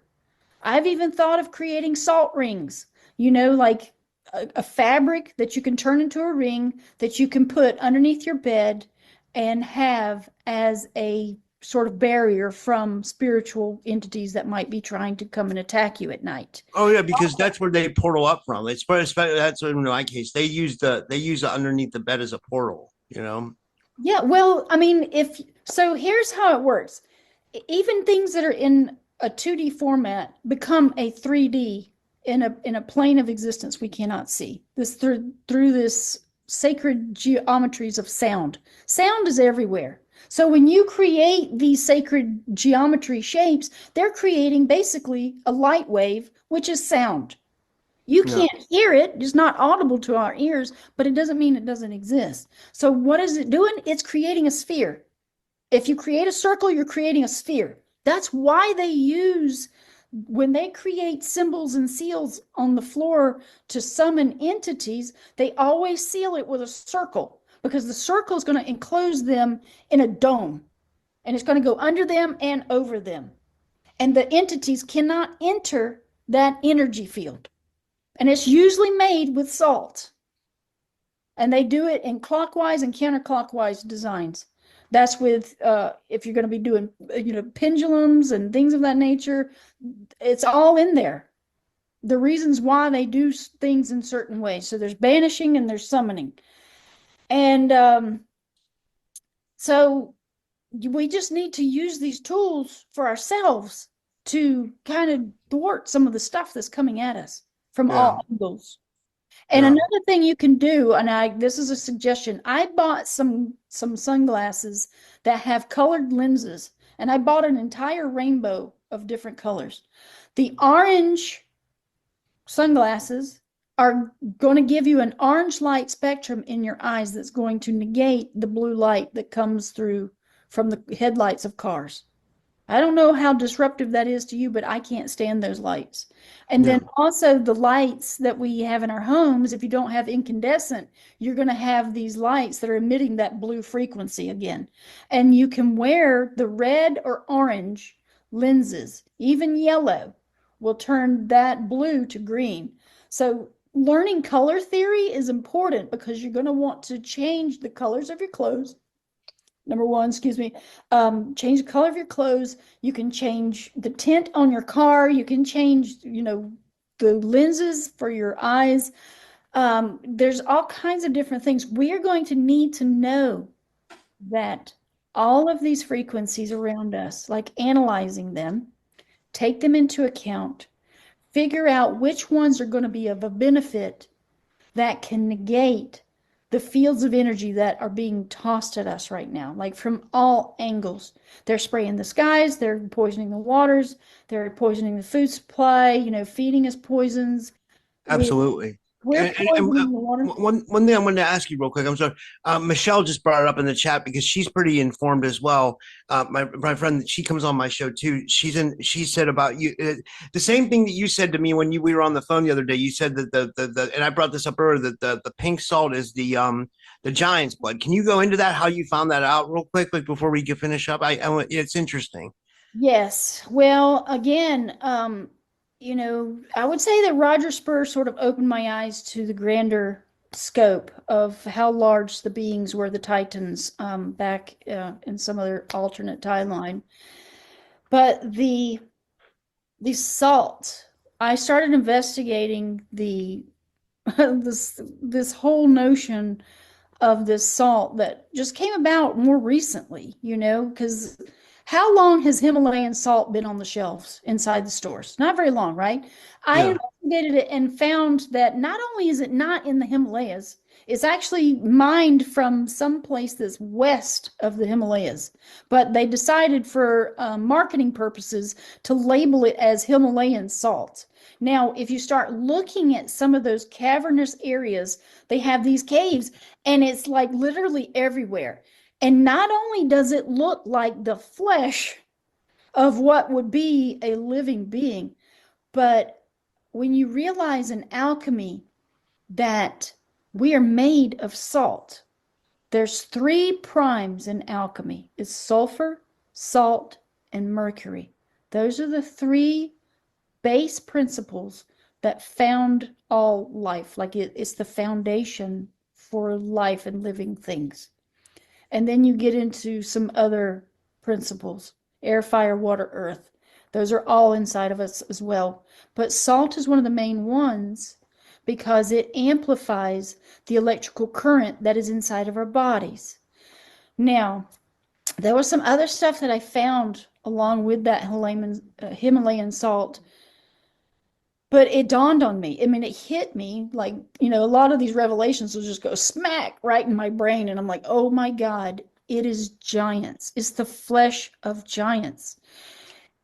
I mean, I've been pondering over the Dead Sea. Why is it just a big salt lake, that you could basically swim across the whole thing because you do nothing but float. Yeah, I heard you float. Yeah, I heard when you go in it, you just float the whole time. It is so weird because there's nothing living in it. There's no living thing inside. There's no fish, there's no algae, there's none of those things. It is pure salt and it is so thick and buoyant that you float. You dive down and you bob back up like a cork.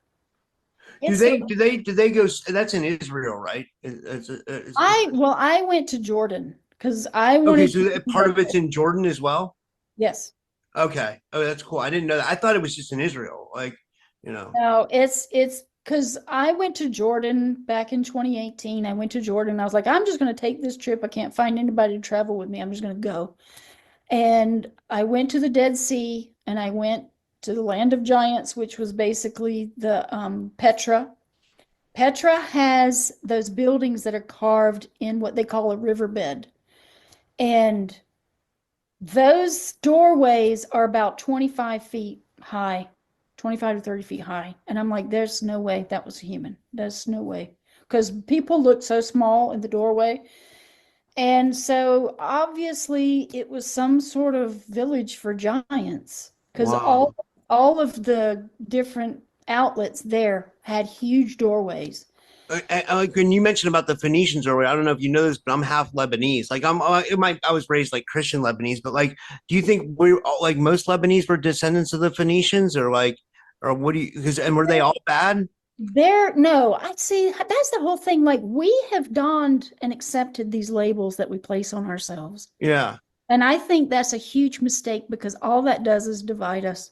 yeah, When our hearts and our fields are basically channeling the same energies, we're basically one entity that's operating on all these different levels. It's like, think of a world where there's all these different hands and they're basically all one collective. yeah, No, I think what there is there is a dark deceptive force that dons these labels.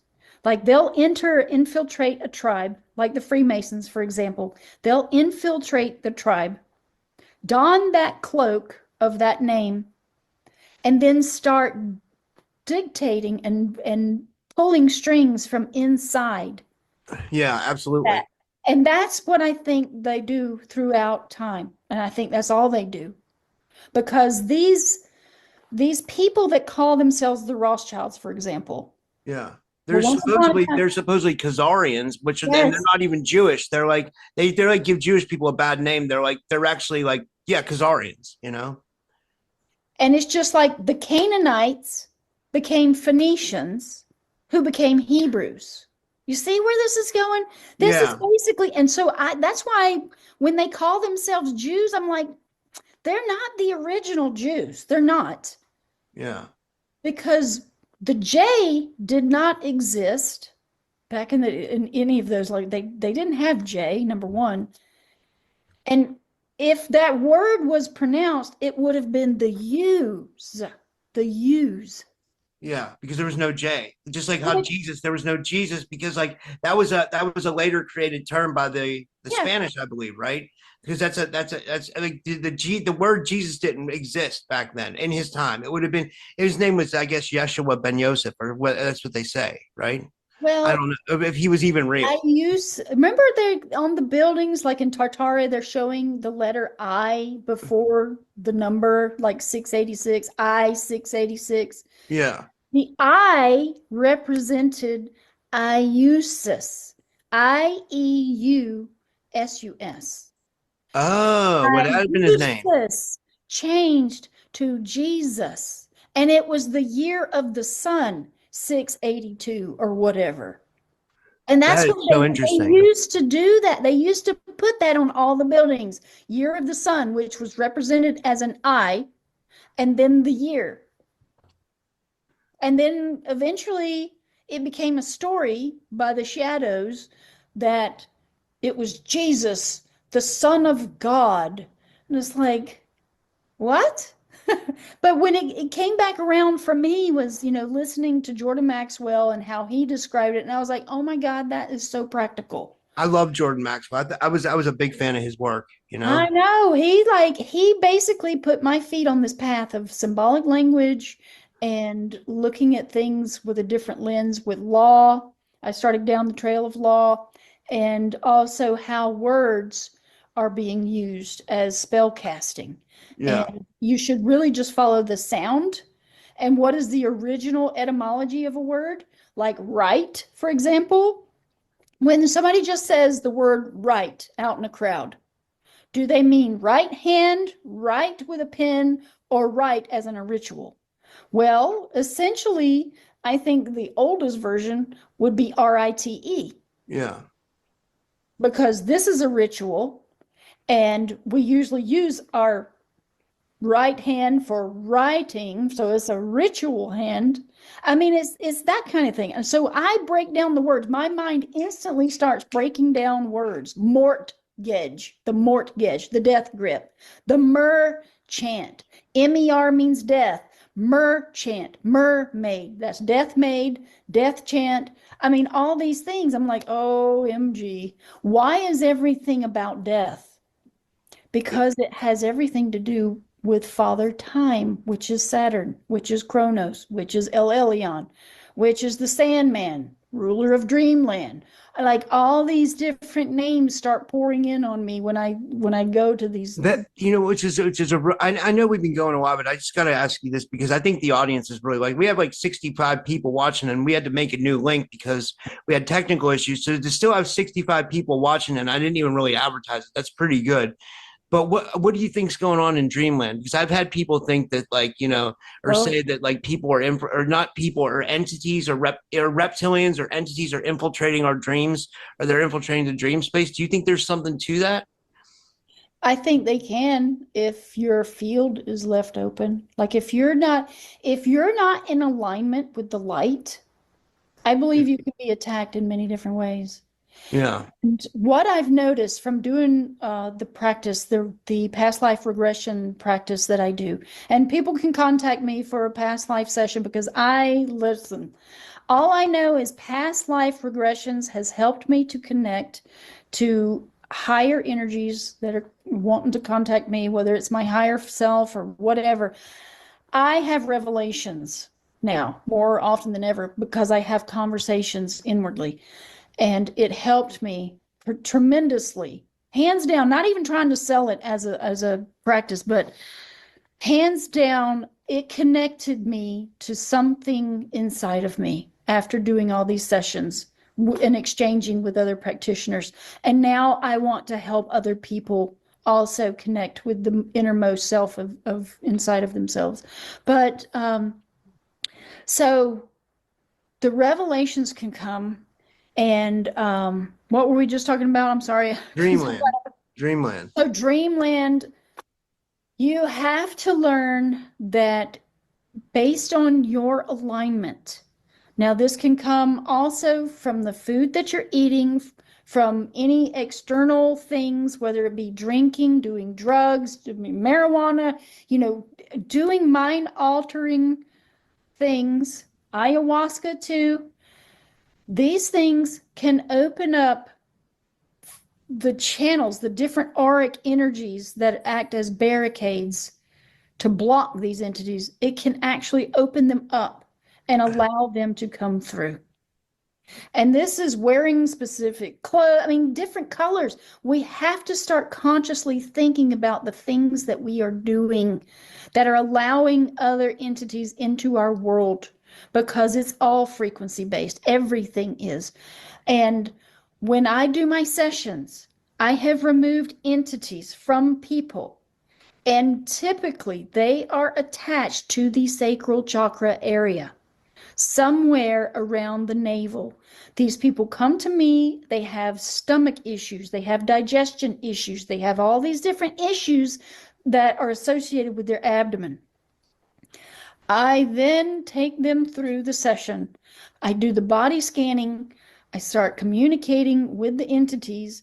They're there. They talk to you. It's the strangest thing, but the people will alter their voices and they become someone else and they start talking as someone else, and they like something that the person has been doing. They are disembodied spirits that will attach themselves at the same place where we come into the world, which is the navel area, which Yeah. is attached to the sacral chakra. Sacral chakra area, I guess, emanates from the spinal and all that, but I release them. These are disembodied people, basically, because they go to the light. And after the session, they tell me we physically felt like each person that I see, they say, I physically felt something leave. And I'm like, yes, that was a spirit. A Wow. lot of people you can Maybe have, I need to do a past life session with you, seriously, I'm honestly. telling you, listen, so you can have 100 entities and not know it, or more or less. This is how serious this has become. And this is why I mentioned something about how we are treating our recently deceased. I do encourage people, if you haven't before, please research Tibetan Book of the Dead. They do give you Yeah. a ritual that you perform. I did this. Let me just tell you, I did this for my own mother. And let me tell you the consequences. So I knew about Tibetan Book of the Dead, and I was like, oh my gosh, I think this is very important. I Something. used to own a copy of it. I used to, but I owned it at the very beginning of my awakening, like in like 2013. And like, I always felt like it was making me confront my death. So like, like me, like an idiot, I got rid of it, but I'm ready to I'm going to buy it again. I'm going to, Well, I'll but tell you, it talks about the different things that we're going to see once we get into the Bardo. yeah, the Bardo, right? It talks about the Bardo states, And which it is like talks about how yeah. you'll see the color fields, and that basically all of it is kind of like an illusion. So you have to recognize that this creation is also emanating from you. Like this whole experience is emanating based on your consciousness. And so when it talks about how you will see the green color and you'll see the blue color and you see all the different colors from the seven gods that are called planets, you'll see each one. And each one, if you desire that, you will go and reincarnate into that sphere of energy. You'll incarnate as an animal if you desire the green. You'll go and incarnate as a god if you desire the yellow or the gold. I mean, all it tells you all these different things, but it tells you that for your loved ones at the moment of death, they actually give you a ritual that you can perform. You basically, excuse me, you basically will envision the person. If you can't be there for the person, like right beside them, speaking to them in their ear, even if they're dead, you have to do this within 3 days of them passing. You have to say, okay, well, I'm going to talk to this person. If they're not physically there, you envision them. So you close your eyes and you envision speaking to them in their right ear. And you sit there and you talk to them and you say, oh, sacred one, or whatever the words are, you are a child of the light. And you have to recognize that the light is you, the white light. You are the white light. The white light is you. You repeat this thing 7 times. It's like a mantra. And you repeat it 7 times. That's one for each energy sphere.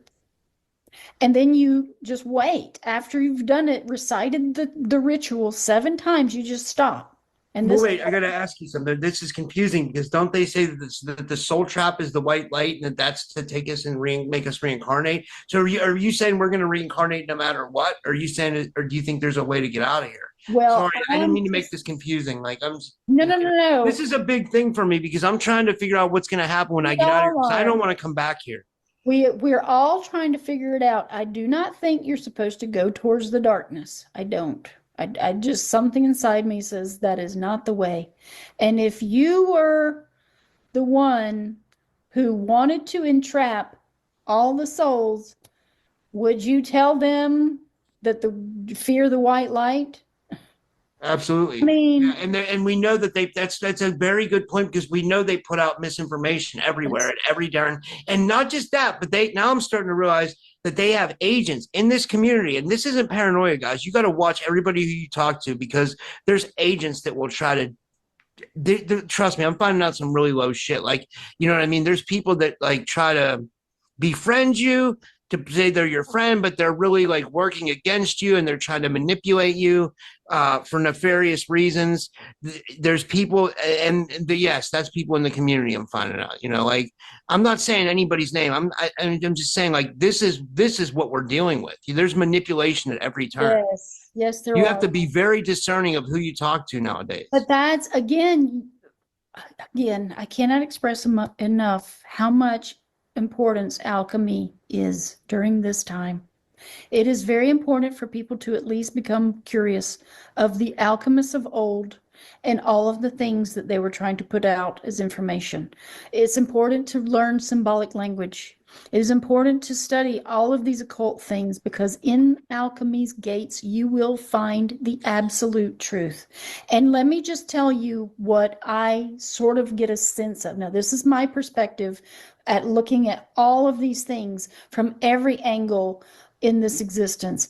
I truly believe that through alchemical means of incarnating and disincarnating and coming back and leaving again, that we are being honed and conditioned to be a greater consciousness with a greater power and to eventually become as a planetary god and to become a part of one of them and their energy. And you can either be on the lighter side of that planetary consciousness, or you can be on the darker side of those planetary consciousnesses. And I just feel like we're already that now. Because when you really look at the zodiac, which is part of alchemy, you get that there's light and dark in all of this, and they're also inside of us. We are the planetary bodies, but there is something about this existence that is kind of like a school. And whether we like it or not, we are going to be coming back here. And it depends on what level you are, which tier you are in your journey. Now, I do also sense that Yggdrasil, which is the Norse cosmology of this world, is very important to sort of grasp a concept of, because I believe that it's telling us about this world and about the different areas of the world where you can also incarnate as different forms.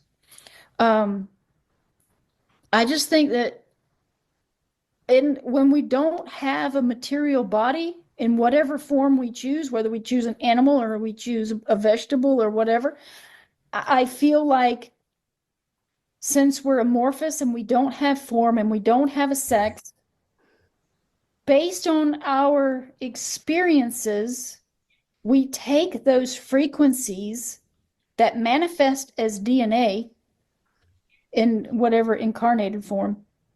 We'll also take those experiences with us into the ether, and it expands that particular egregore of consciousness, whatever it may be. But we have to achieve the light. That's what in light, in mint means. So it's all about obtaining and acquiring the light, just like what Thoth explains in the Emerald Tablets. Is like the journey is long, is so long to follow the path to the light. So even though we see the suffering and we come here to suffer, it's only temporary. And at the end of it all, when you're outside of the body, none of that matters. None of this experience matters anymore. You hear about the near-death experiences where people come back and they're like, "Oh my God, I felt so great. I felt wonderful." And none of this mattered. I didn't want to come back, but I did. I mean, I've listened to story after story after story and about how the other side is so much more wonderful than this. But apparently we choose to come here, even though we can't remember that, because that's part of the veil of coming into Saturn's energy, is that you're going to forget because we're being magnetized into this density and not everything can come.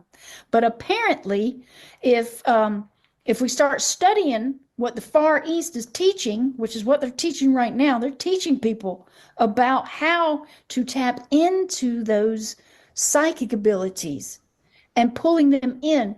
Apparently, what you have to achieve is to be able to focus long enough on silencing the mind, entering into that alternate realm, and pulling in those abilities through meditation. This is why these monks are practicing for years and years and years. And most of these key masters that I've been studying, watching their videos and stuff, they say it takes them 20 years to develop their key enough to be able to manifest it into reality. And I think that's what they're doing, is they're learning these different levels of mind through meditative practices to pull it in and then to hone the skills and use them outwardly. Because first, manifestation comes from mind, then it has to be brought into action, and then poured into the material. And that's how it is all done. Even in our daily practices, this is the same way things are done. You pull an idea into your head, it becomes an action that you take, like you want to create a business, and then it starts to proliferate in your life. And it's pretty much everything. Wow. The Mahatma letters, though, I do encourage people to look at the Mahatma letters that is associated with Helena Blavatsky and the Tibetan monk master that she was actually in touch with, and and look at how she was able to receive those letters. And it was said too that she was able to manifest bouquets of flowers and things. And I'm like, oh my God, I would love to sit around there and just go, poof, I've got some new flowers. Look at this. Something so simple. I'm not looking to use magic for evil, but manifestation is real. Like I've always known this somehow. We can Yeah, manifest through our thoughts, through the etheric principle, but we have to be able to focus and learn how to channel the energy. absolutely. Yeah. That's what they're calling Planet X, though. Do you know that on NASA's website? I did this whole expose on Planet X once upon a time, researching on NASA's website about Planet X. And it said that Planet X is just a hypothetical thing right now, and that it has not yet been recognized. And that's when I started diving into all the words and associations with X, and I found that in the Greek alphabet, X is Ki, and that X in Chinese is 10, which is Sep or something like that. Anyway, Sap, I think. And then that's the whole reset, by the way. The number 10 is also Saturn. It's ones and zeros, right? And so if you overlay the two, it becomes like Saturn. And I was doing, oh my gosh, it's all about Saturn. It's about the Great Reset. It's about Planet X, which is key energy. And I'm like, oh my God, Earth, they're going to call it Planet X at some point.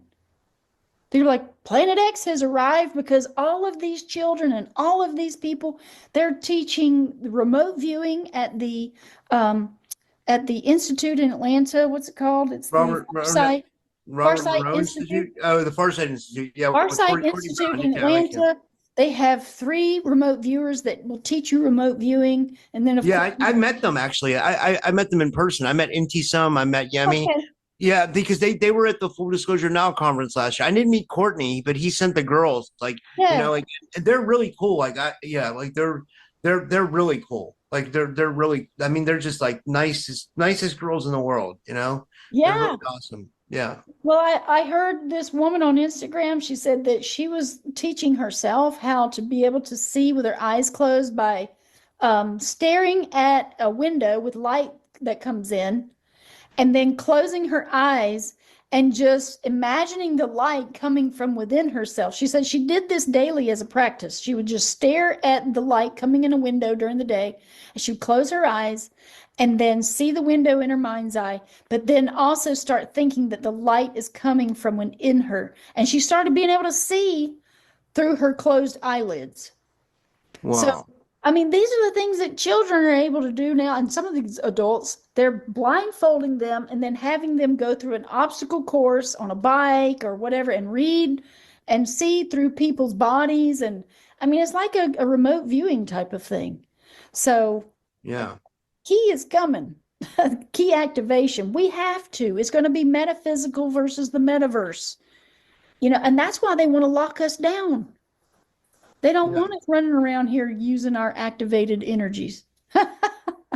Yeah, So, absolutely. Well, we've been going over 2 hours. This was oh, awesome, Ellen. I'd love to have you again on soon because we it seems like we can go on and talk forever. Like this is oh, I know, and right? I think people really love this. I think people really like Listen, this. we got to talk about these things. We're entering the age of Aquarius. What is Aquarius? Aquarius is about all these ideas, is about all these concepts and all the weird things in the world coming into our actual reality. So that's me. I'm double Aquarius with a Libra moon, and I'm out here like just trying to figure out like, hey, y'all better get ready because things are about to get really weird. Yeah, absolutely. Yeah. Well, yeah. Do So, you want to tell people how they can contact you? And yeah, this was awesome. Yeah. Yeah, so you can contact me. My email is wellenbe, WELLENBE at yahoo.com. And my website is wellenbe.com and ellensart.com.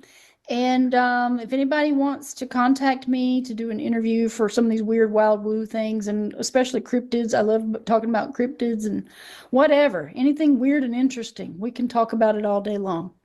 All right. Awesome. Well, thank you guys for tuning in tonight, and I'll see everybody.